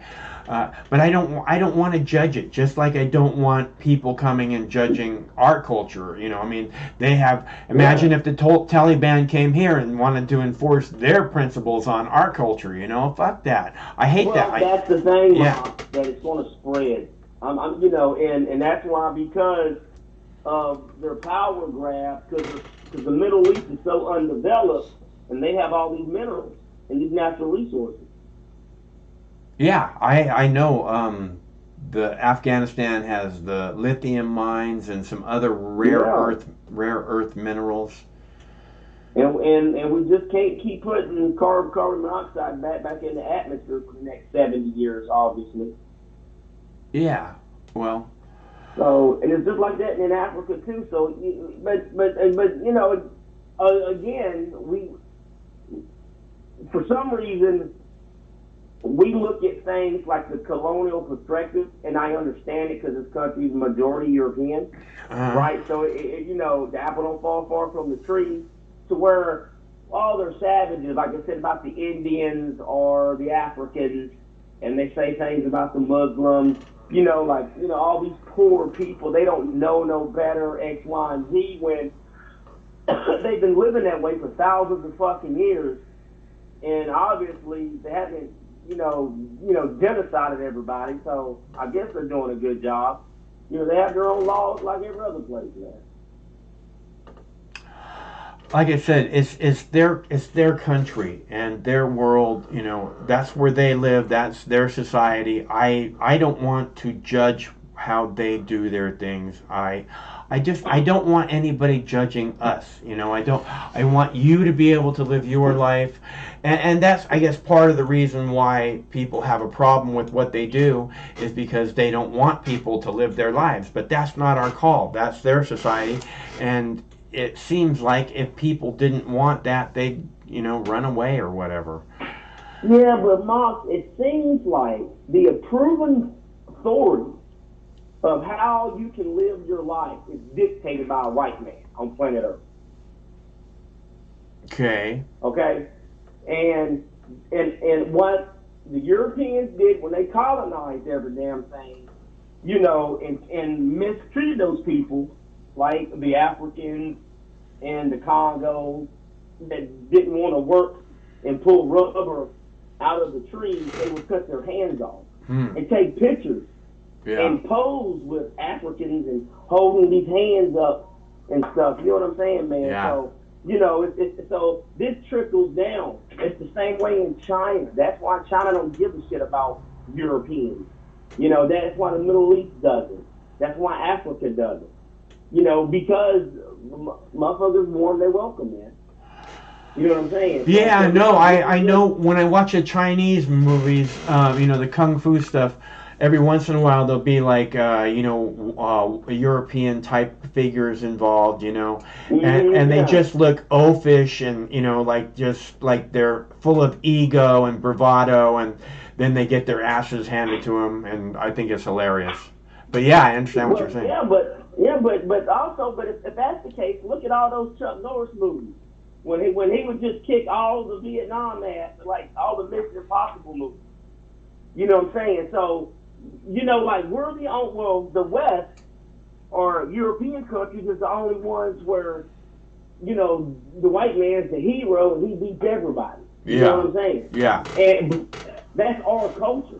Right? Yeah. You know, but in their country, they got their Rambo, they got their Sylvester Stallone. You know, they have their Black Panther. Jackie Chan. They got their Jackie Chan. Yeah, exactly. You know, so but Jet Li, man. Dude, was he bad? He's a national treasure for fucking China. Champion. Yeah, 19 years old, fucking, you know, Chinese kung fu champion. So. Yeah, because they would send their children to that art school that taught them gymnastics and kung fu and philosophy. Yeah. Yeah, I seen the documentaries on these cats, man. Yeah, it's fucking vicious, man. But that's a talent, you know. But yeah, Mark. So honestly, I think that people are they're just tired of other people telling them what to do. That's all the country, right? Yeah, and you see it right here in America. Nobody want to wear a mask, get a shot. Or have to deal with someone not wearing a mask, or someone with wearing a mask. We all want to see a smile on somebody's face, or anything else where someone's telling you what to do. I say it on the show all the time. Stop telling me what to do. And I said that long before anybody was telling me to wear a mask. I'll tell you that for sure. Yeah. People don't like that. And I think the reason why is because obviously, like in certain countries, like Afghanistan, the local government obviously works better than the main government. Because the main government doesn't provide electricity for these villagers. They don't have electricity. So they figure it out by themselves. I mean, you go in situations to where they're just burning wood They don't have a lot of wood in some areas of Afghanistan, and they're just heated rocks. And the rocks would get real hot, you know, and just keep the room warm. Yeah. You know, they have like pump wells.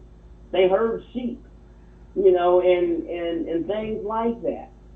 You know, the kids don't go to school. They go to work on the farm. Same way back in the early 1900s or the 1800s. You know, the boys woke up and they went on the farm to work with their daddy. And the mama would take the daughter to go work in the garden. That's how shit is, though. It's still like that. I can see how that would appeal to certain people, you know, a lot. Well, yeah, but they have no other. They have no other option because that's it. You know, there is no bus coming down to take you to college down. You know, and there's no bus stop. Yeah. You know what I'm saying? There's none of that. You know, there's no factory jobs. There's no fucking union. There's no pension. Yeah. Everything is a negotiation with other farmers or merchants. So it's pretty much like what Afghanistan used to be, the Silk Road. You know, it's just a level of trade routes where people still travel that way because it's undeveloped. There's no trains, there's no buses, there's no paved roads. So they haven't modernized. And it's just not, it's everybody in that area. You know, they just haven't modernized. Yeah. Can't fix that, dog. You know, that's part of what I was saying, Brandon, yesterday or the day before was, you know, what if instead of sending in the military, you know, maybe a really small contingency, and then like say, look, we're here, we have $100 billion, and we'd like to know how we can make your lives better. Instead of going in there and acting like everybody's a fucking enemy and shooting everything up and bombing shit. You know what I mean? Don't you think that we might be able to, you know, they say you can catch more flies with honey than vinegar, right? I mean, doesn't that seem like a good approach first, as opposed to bombing the shit out of them? Well, yeah, like a good example of what you're saying is, hey, listen, we know you got these minerals. We'll come in, not America, just somebody. Mm-hmm. We'll build trains and all this stuff, and your guys can extract the material, right? Convert it over and sell it, and we'll get a certain percentage of the profit, say, for 30 or 40 years, right? Uh-huh.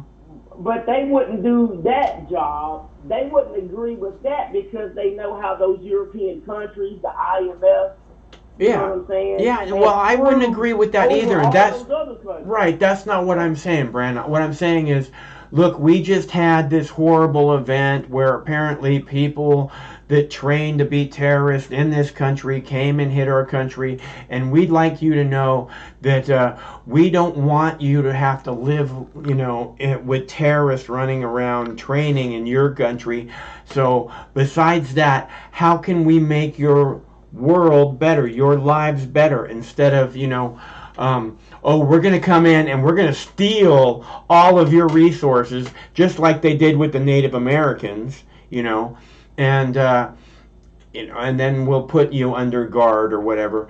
I mean, why don't we just come in and say, look, we have all this money and we need you to tell us what we can do to help you have better lives, not how to live your lives, not, you know, not to steal your resources, just what can we do to help, you know? And I just think that's a better first step. I just think that's a better first step than sending in a bunch of fucking bombs.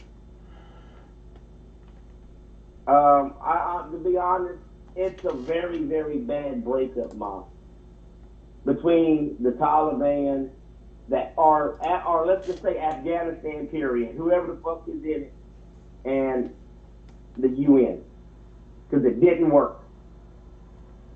They failed literally. Like a prime example is how publicized Donald Trump was about making sure that Navy SEAL was pardoned or whatever. They are not found guilty of him killing that Afghani Taliban guy, right? You know what I'm saying? Uh-huh. they used that, and that infuriated their people. Right. And they was able to recruit more. Yeah. So it's kind of like when people get fed up, and it's the George Floyd situation. Yeah, George Floyd, yeah, he broke the law, but he didn't deserve to be killed for it. Okay, now the Taliban, whatever the rules of engagement were that day, I don't know. But the guy was charged with murder for a reason, because he was shooting a lot of people, allegedly. You know what I'm saying? Yeah. You know, so, but when you make that local, that's why you don't ever hear court martials on television or in mainstream media, Mock. Because the military doesn't want the American people to know that they have soldiers that are child molesters. Yeah. Or rapists. Yeah. You know what I'm saying? Or you know, they killed somebody in a DUI. No, you never hear about that. You know what I'm saying? Because we got to keep our recruitment up. But we gave them something where they could just use that, because when Trump went out there like that, all that stuff became local. You know what I'm saying? Those pictures and things, right? And they used that as fuel. Yeah. And it just expanded their fucking recruitment. Because their narratives can be... And they do that on purpose. I think a lot of this is about recruiting or creating more terrorists, so that there's a bigger threat on our country, so that we have to spend more money in the national security industrial complex, you know, in order to protect ourselves, because there's more terrorists than ever. And that's when I said that maybe it's just in our nature just to fucking kill each other, or to rape and pillage. Seriously. Well, the people that are raping and pillaging seem to be, you know, the people that are profiting off the military-industrial complex. You know, those are the people that are actually responsible for all the raping and pillaging that's going on. Because if they weren't making a profit off of it, it wouldn't be happening. Yeah. Did you see what Raytheon posted on Twitter? No. What did they have to say? After Biden said we're pulling out, I guess the next day or later on that day, Raytheon posted their returns on their stock market, what their price was from like 2001 until the day that Biden posted that we're leaving. Yeah. Oh. I think Raytheon might have been 60 or 80 bucks a share. Yeah. And now it's you know, I don't know, a few $100, like 300, 400, 500 or something. Yeah. Yeah, no. That's not at what they was making at the top of the war. Yeah. Where the shares a lot higher because they're dropping more bombs and bullets. Right, but you know, all the people that are invested in that go to hell, so we got that going for us. Well, I don't know if they go to hell, but I tell you what, they go either. You don't own Raytheon stock, do you, Brandon? No, I don't own Raytheon. Good, I'm glad to hear it. Yeah, but if all the people go to hell, then they gonna eat a nice steak before they go. You know what I'm saying? I'm gonna fat my tummy up. Well, I don't see how that's worth it, you know. But I have trouble understanding the you know, making of money being a big motivating force. You know, I'm not going to trade my life in order to, you know, make a big pile of money. I'm just not going to do that. I'm going to live the way I want. Well, I think it's just stories that pass down throughout generations. That's a bad person. That's a bad person. And people grow up and they hear that in different regions of Earth. And then it leads to conflict.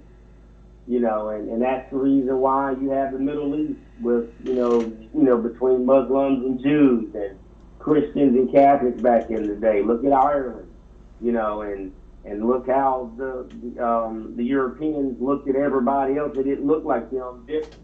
And they had to colonize them and say, hey, this is your Lord and Savior, Jesus Christ. You know, there's a level of nurturing with a lot that goes on when it comes to that type of stuff, but it's also a lot of domination. Meaning, I'm in charge, I'm going to control you, tell you what to do, and make you a better person because you don't know how to live your life. But there's nothing wrong with living in the jungle and just eating fruit and, fighting tigers all day. Well, that's how you want to live your life.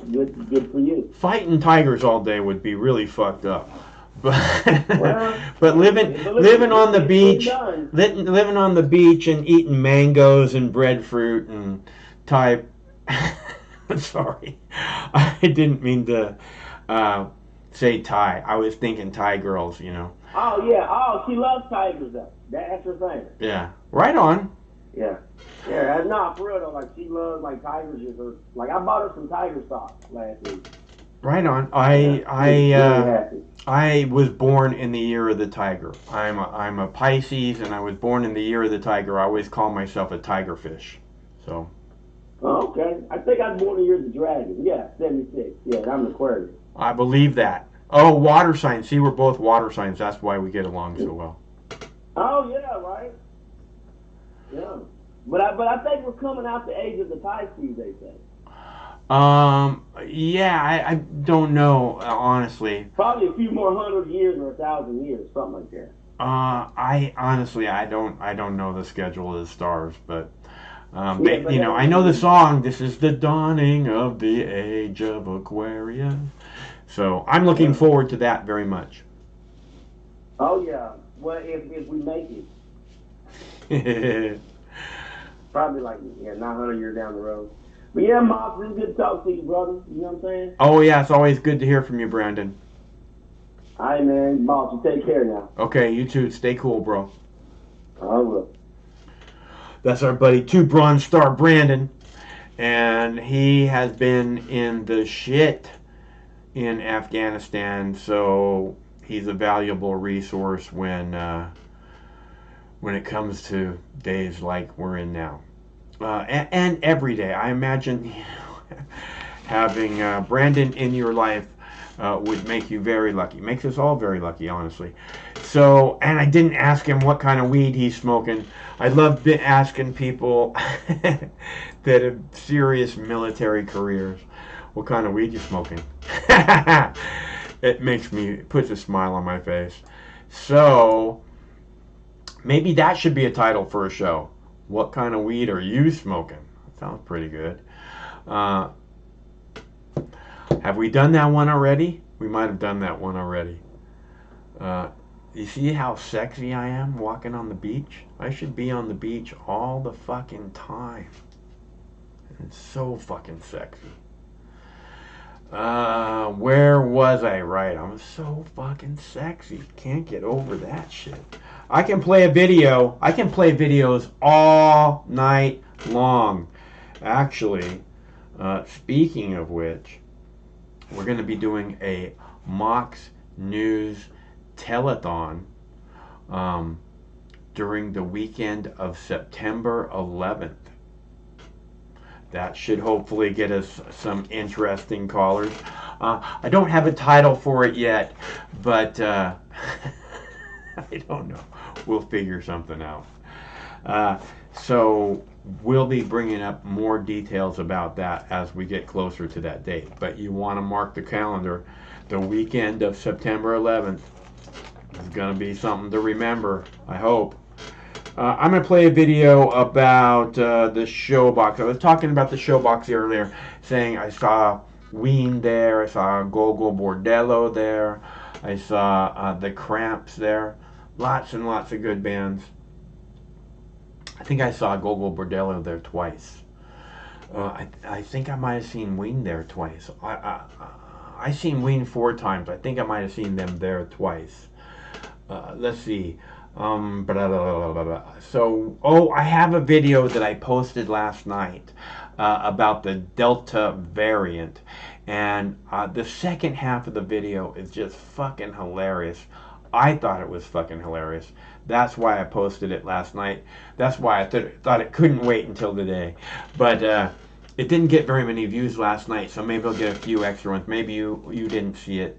So I will play it for you now while I go heat up my tea, and I will be back in just a moment, and we'll see where we go from there. U.S. health officials are expected to recommend a third COVID shot for most Americans 8 months after the second dose. Kate Snow explains how soon that announcement could come and what the rollout might look like. The Biden administration ready to announce its plan for booster shots. You can expect to hear from the president on this topic as well. According to administration sources, the White House COVID-19 team on Wednesday will make the case for boosters 8 months after people received the second shot of Pfizer or Moderna. With FDA authorization, the shots could be ready as soon as September. People should expect that they do not have to return to their original site of vaccination, but they should stick with the same brand of their vaccine. If you receive Pfizer, get Pfizer. If you receive Moderna, get Moderna. Nursing home residents and healthcare workers would likely be first in line, followed by seniors. A federal official says the government is tentatively scheduled to release more information about vaccine effectiveness Wednesday. There's more data that the CDC has collected that supports that your immunity decreases over time and could potentially be a point of vulnerability for some of these new variants, like the Delta variant. The Israeli government posted data showing for those over 65 who received their Pfizer second dose in January, the vaccine is now only 55% effective against severe disease. Are there limits to that data? Right. There was not enough people in the sample, but it still points to an important trend that our immunity decreases over time. Our phones, again, were blowing up. We have about 300 people scheduled for today. Today in Detroit, some of the 7 million American adults who are immunocompromised began getting their third shot. There was no hesitation. This is extra protection that we need, everyone needs.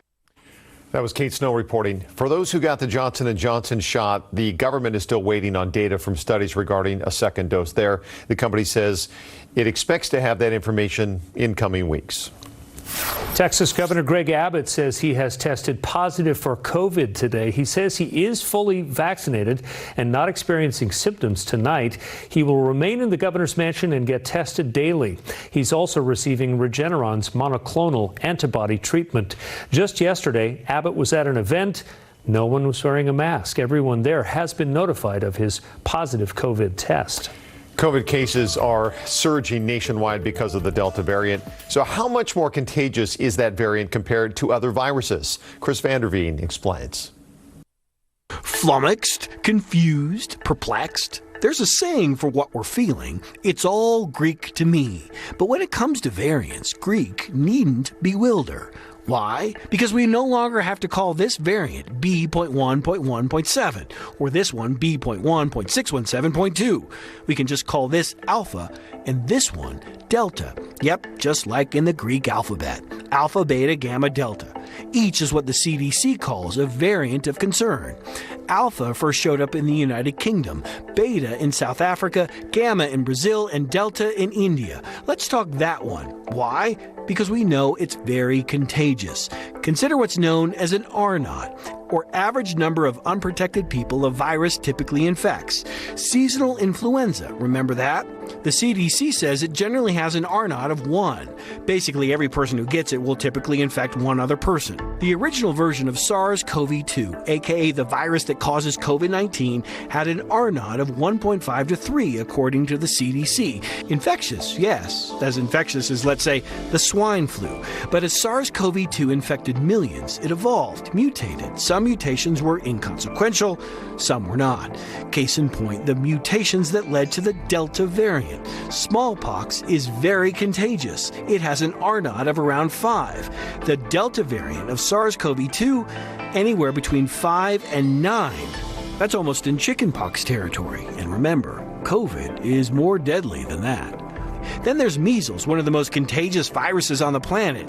It has an R0 of around 12. Good thing is, we rarely have measles outbreaks in the U.S. Why? You know why.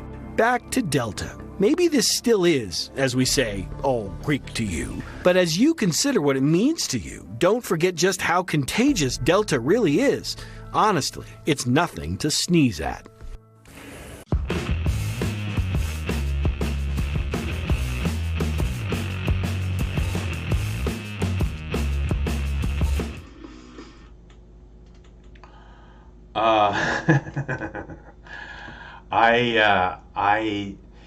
They take this thing that's supposed to be so incredibly serious to the world, and then they talk fucking gibberish.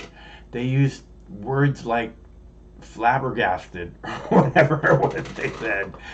Oh shit. Friday.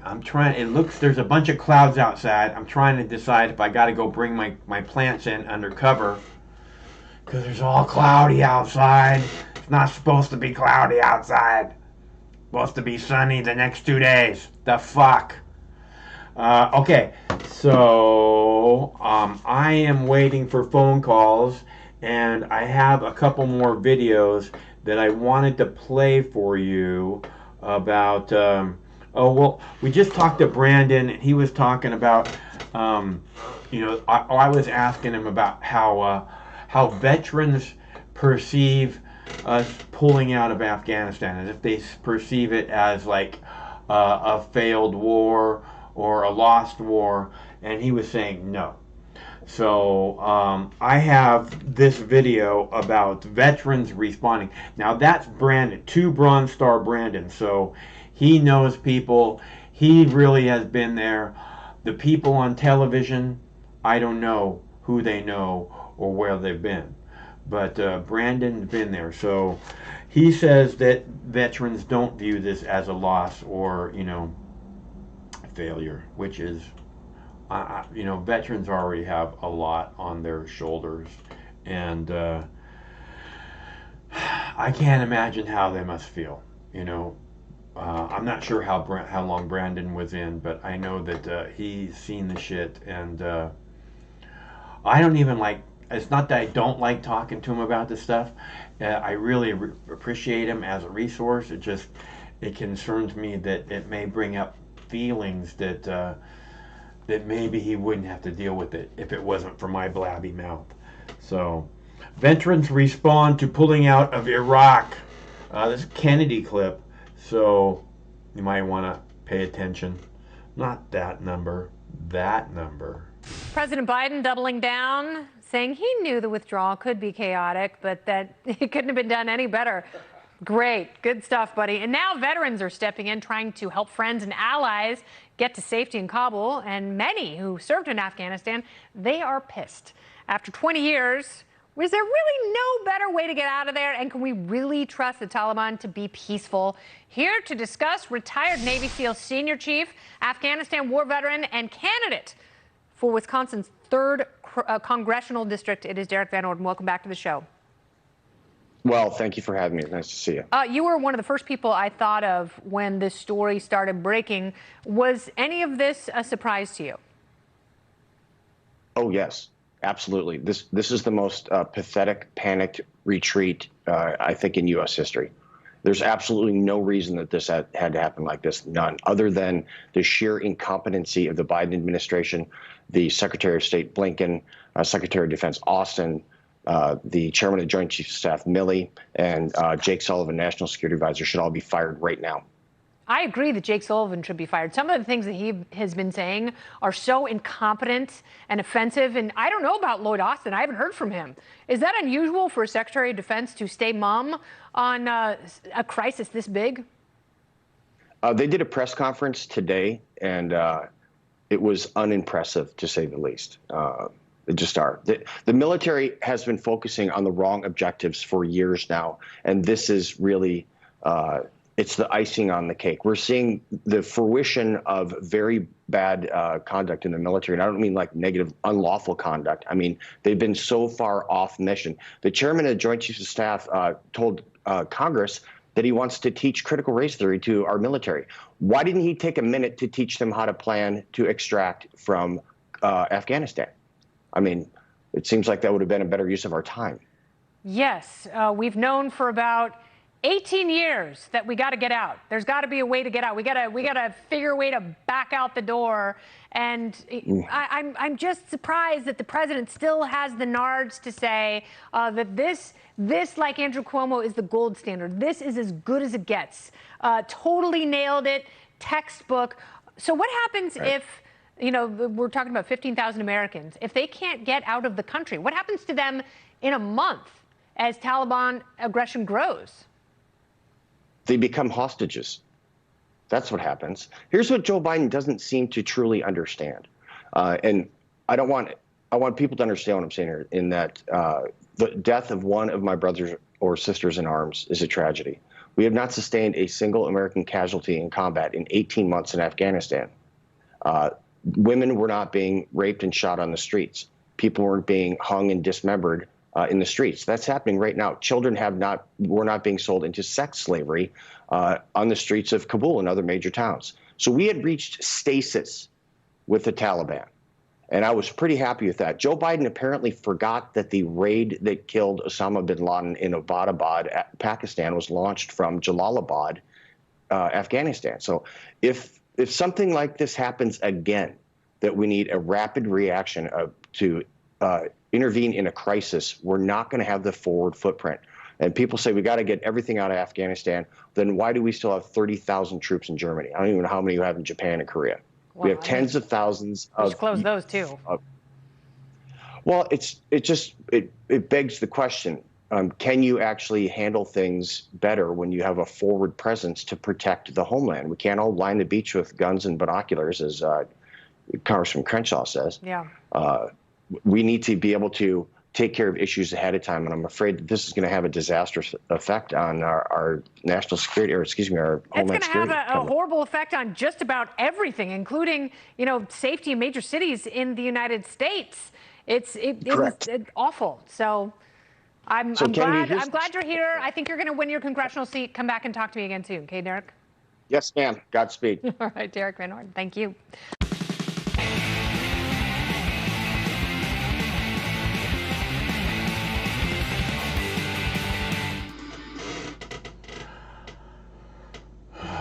Where were we?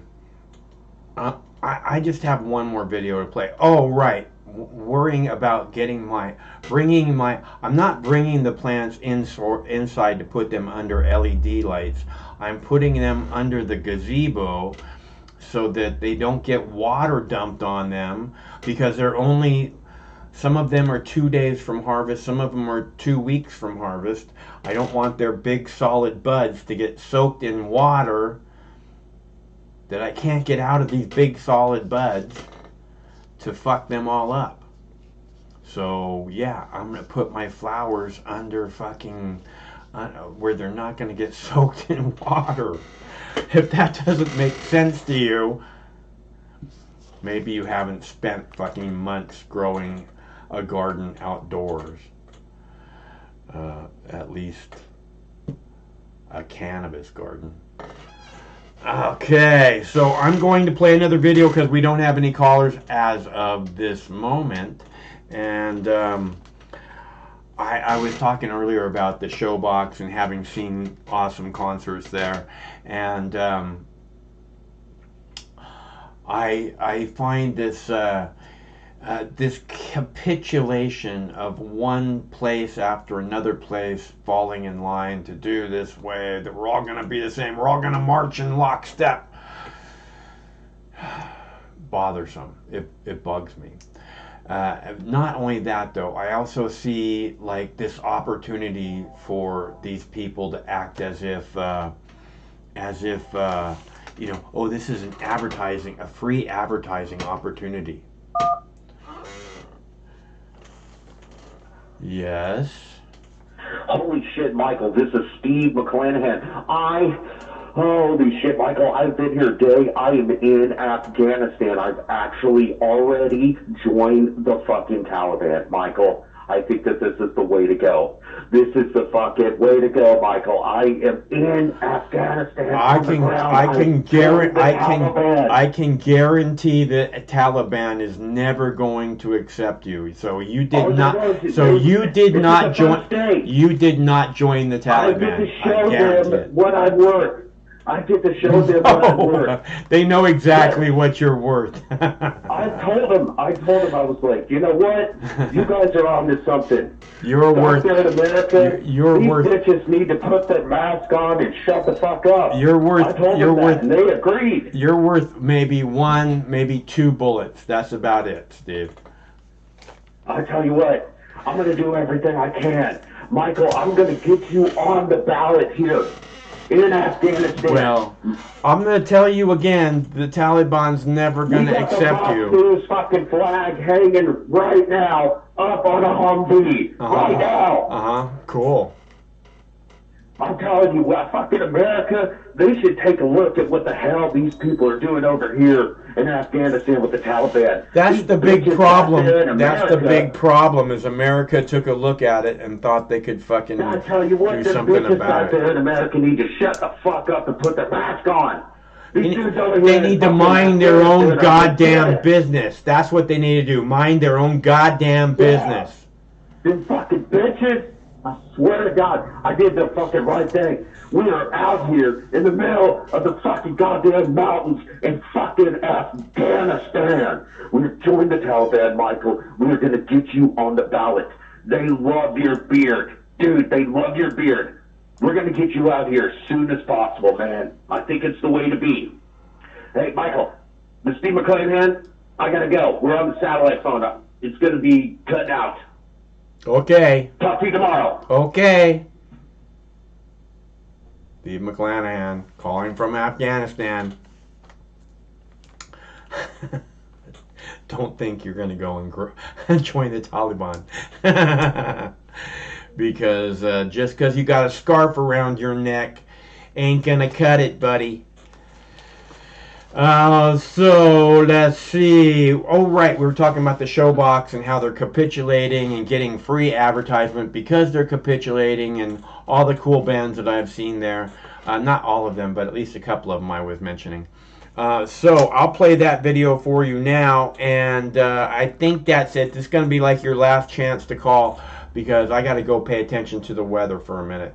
So this is it, people. If you want to start a discussion, now's the time to do it. A cry for help today in the crime crisis. We can go back to the painful days of closing businesses and schools, or we can use the known effective and safe tools at our disposal to keep our schools and our businesses in operation. But first at 4, we're on top of breaking news as Governor Inslee expands a statewide mask mandate regardless of vaccination status. And that's not all. The governor also announced K-12 school educators and staff are required to get fully vaccinated by October. Thanks for joining us for the news at 4. I'm Jamie Tompkins. And I'm David Rose. The governor faced mounting pressure to make these decisions. Now he's facing protests. Let's get right out to Q13 News reporter Jennifer Lee. She's live outside the state capitol building. And Jen, you're already getting some loud reaction there in opposition of this, I understand. Yes, and in fact, this news conference was actually supposed to take place at a nearby elementary school, but a governor's staff member tells me there was a disturbance out there, so they decided to move this news conference back here to the state capitol building. And take a listen to what we heard and saw while this news conference was happening.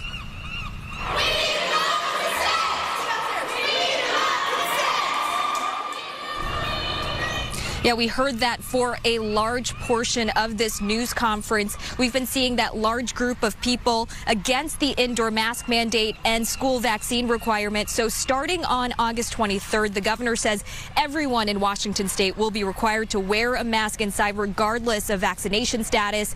Also, all K-12 employees, including educators, staff, substitute teachers, coaches, really anyone who comes into contact with children will be required to be fully vaccinated by October 18th. We interviewed a school bus driver out here who believes getting vaccinated should be an option. I'm okay with if they want me to get checked every week. I would be willing to do that to keep my job. I love my job. I love my kids, but I'm not yet willing to get the vaccination. Yeah, the governor, state health secretary, and state superintendent today were adamant that the mask mandate as well as the school vaccine requirement are not optional. The governor says the only exception is for legitimate medical reasons. And we're going to have much more coverage and reaction to these two big announcements. Again, a state mask mandate and a school vaccine requirement that is starting very soon. For now, reporting live in Olympia, Jennifer Lee, Q13 News. The governor's office said the latest mandate also applies to college coaches, including Washington State football coach Nick Rolovich, who said he has declined to be vaccinated for personal reasons. WSU released this statement, which reads in part, Washington State athletics, including staff, coaches, and student athletes, will continue to follow all campus, local, state, Pac-12, and NCAA guidelines related to health and safety surrounding COVID-19, and we will work to ensure the mandates in the governor's proclamation are followed. So to recap today's big announcement from the governor, all K-12 staff at Washington Public Schools need to be fully vaccinated by October 18th. All education staff, faculty, and contractors at the state's public higher education facilities also need to be fully vaccinated by that date. Now, this does not include students regardless of age. Beginning Monday, the state's indoor mask mandate will be expanded to include those who are fully vaccinated. And you can find the complete details on our website, q13fox.com.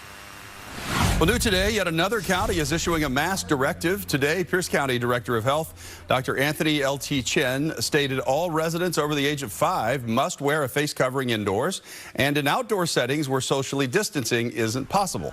This comes upon a surge of cases in Pierce County, which has seen a doubling of cases in the 14-day rolling average. The mask directive applies to all places open to the public, including retail, grocery stores, government buildings, and any place members of the public can enter freely. Also new today, mark your calendar for September 20th. That's the day the U.S. will begin offering COVID-19 booster shots to all eligible Americans. It's part of a plan laid out by the CDC. It calls for all recipients of the Pfizer and Moderna vaccines to get a booster shot 8 months after they received their second dose. The reason? New evidence about the waning effectiveness of the vaccines and the surging Delta variant. Experts say it's likely those who received the Johnson & Johnson vaccine will also need boosters, but they're still waiting on more research. We're going to take a deeper dive into this coming up in about 15 minutes. If you're headed to the Showbox this weekend for their grand reopening concert, you will need to provide proof that you're vaccinated. The concert industry powerhouse AEG, which runs Showbox, Showbox Soto, and the Marymore Park Amphitheater, announced the new policy goes into effect in all locations October 1st. But proof of vaccination was already required for Friday and Saturday's Ben Gibbard concert. If you're not fully vaccinated, you'll have to produce a negative COVID test result within 48 hours of show time. And that window starts today for those attending Friday's show. Another Seattle summer tradition goes up in smoke for the second year in a row. Seattle HempFest organizers have canceled the world's largest annual cannabis policy reform event due to the pandemic. This year would have been the festival's 30th anniversary, but organizers say public safety is the priority. However, this month, HempFest members have teamed up with another organization for the Great Green Sweep Cleanup Project. Volunteers from both groups have picked up trash and debris in different parts of Seattle. The two groups are inviting people to join in their efforts. The last 6 cleanups are this Saturday and Sunday. They'll be working in areas like West Seattle, Lake City, and Tacoma. We have a link on our website to register to volunteer at q13fox.com/links.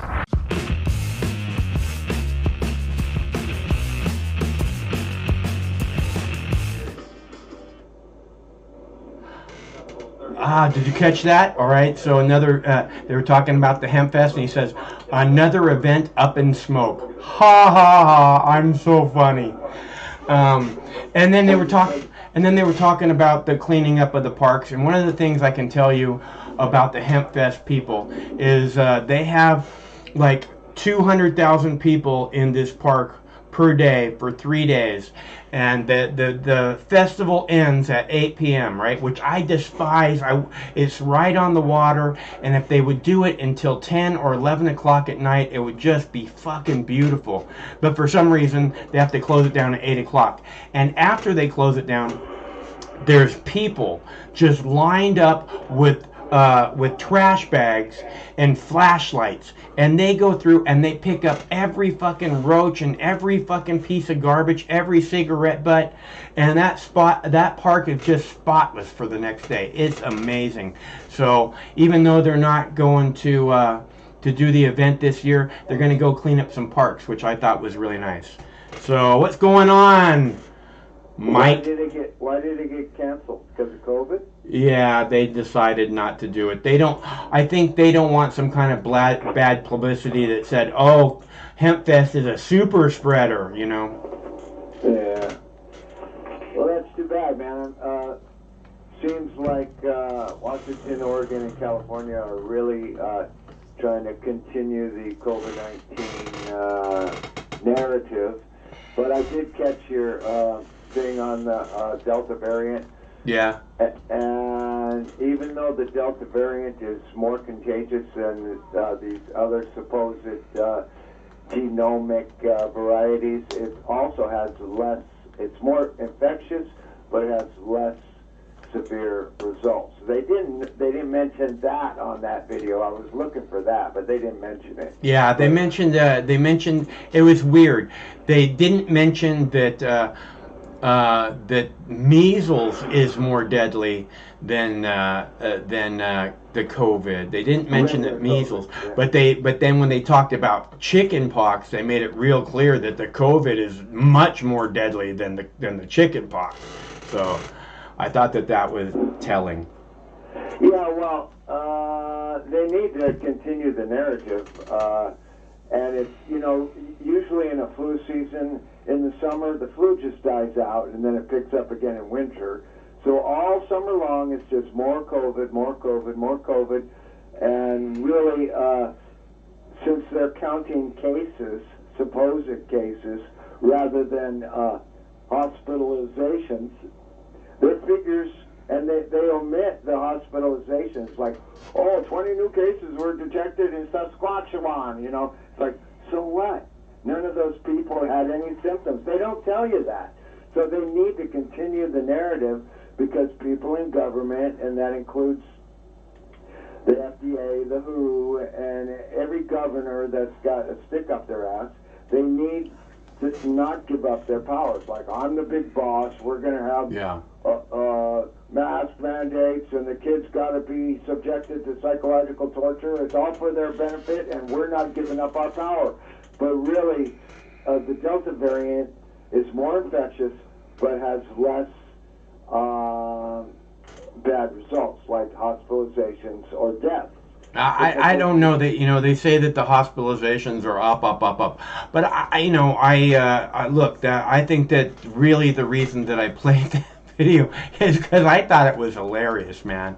I thought it's just this piece of propaganda that's very telling. If you look at it and you try and listen to what it is they're wanting the results of telling you this to be, it explains everything you need to know about what's happening. So, well, we're going on approaching 2 years of this shit. Yeah. And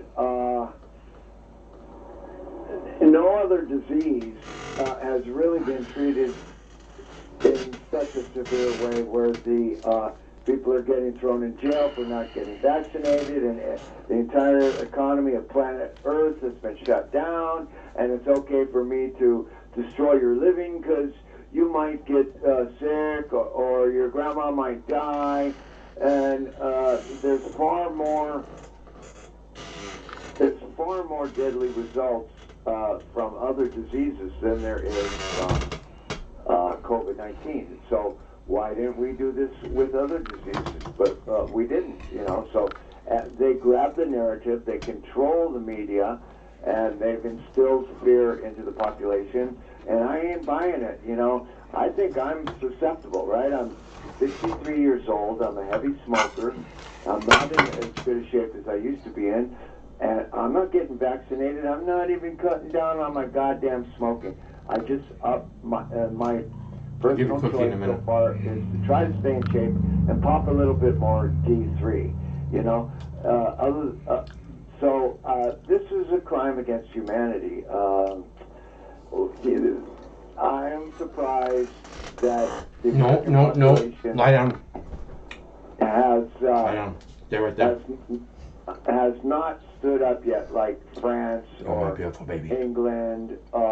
You know, Australia's in a pure lockdown where they got helicopters flying overhead.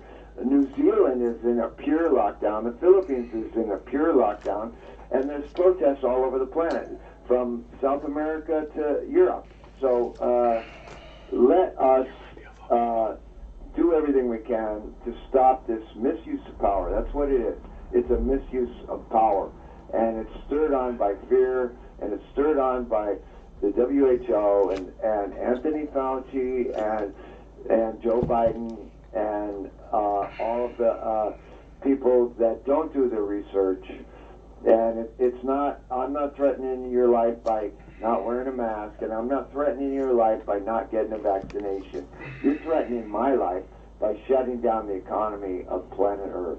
And we haven't even seen the results yet.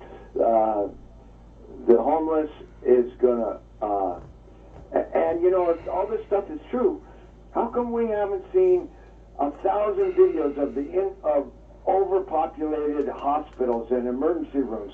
We haven't seen that. The ones we saw a year and a half ago were fake videos of an emergency room in Italy that was 2 years prior. You know, we haven't seen that.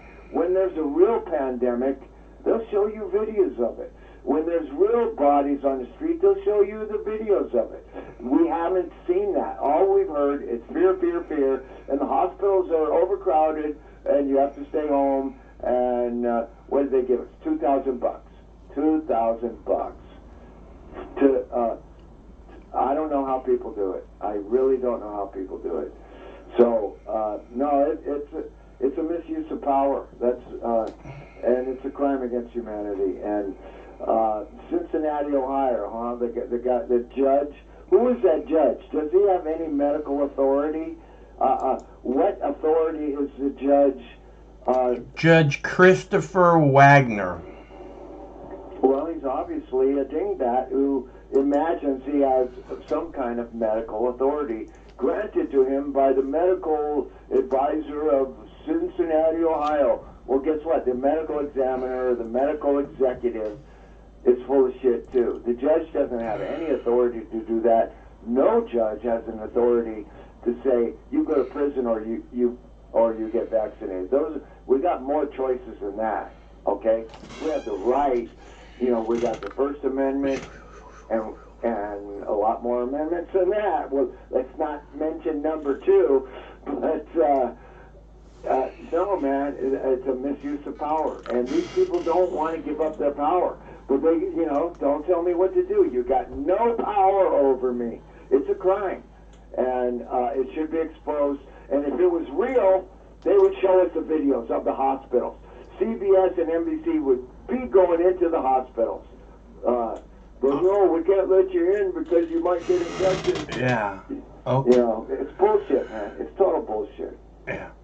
Well, I'm hungry. Me too. I got spaghetti on the stove, man. So nice. I'm gonna go chow down at the end of my day, and I'll catch you on the flip side. All right. Thanks for calling. I'll talk to you soon. Take care.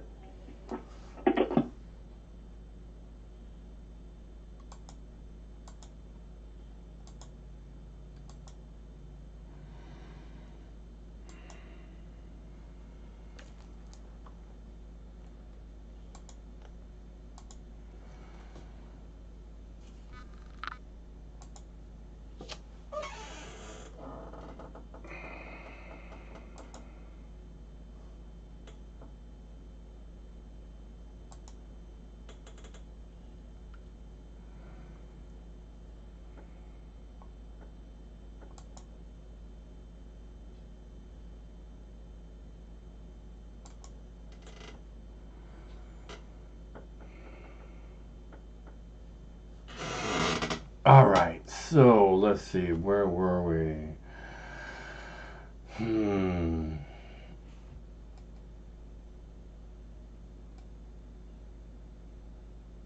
Why is this person still here?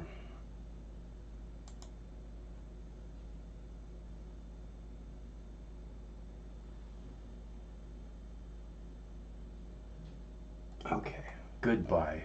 Brian. And where are all my moderators at? Fucking hell. Okay, so I'm hungry. I'm gonna go have, I think I'm gonna go make some rice and some crispy honey chicken. And I might add a little sriracha to make it spicy crispy honey chicken. That does sound pretty good. All right, people. Thanks so much for tuning in. We do this every Monday through Friday at 7 p.m. Pacific time, which means we'll be back tomorrow. Same Mox time, same Mox channel.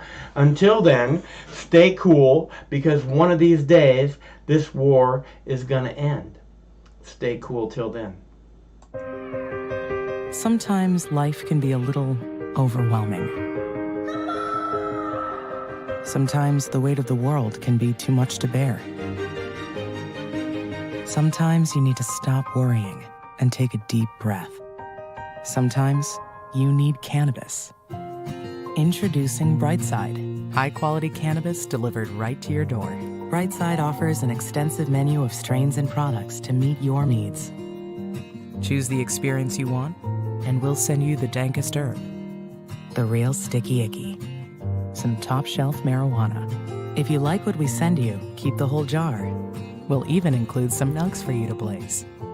As part of Discovery, you'll get to try new strains and products. Side effects may include euphoria, increased appetite, uncontrollable giggles, elevated sensitivity to musical dopeness, and reduced anxiety. Tetrahydrocannabinol may also induce feelings of existential well-being and relentless optimism. With a Brightside subscription, you can get it once a month, once a week, or whenever you want. All at a price you'll like. And yes, this is a real company. Do you know who I am? You're the wizard. Ask your doctor if cannabis is right for you. It probably is. Keep it Brightside.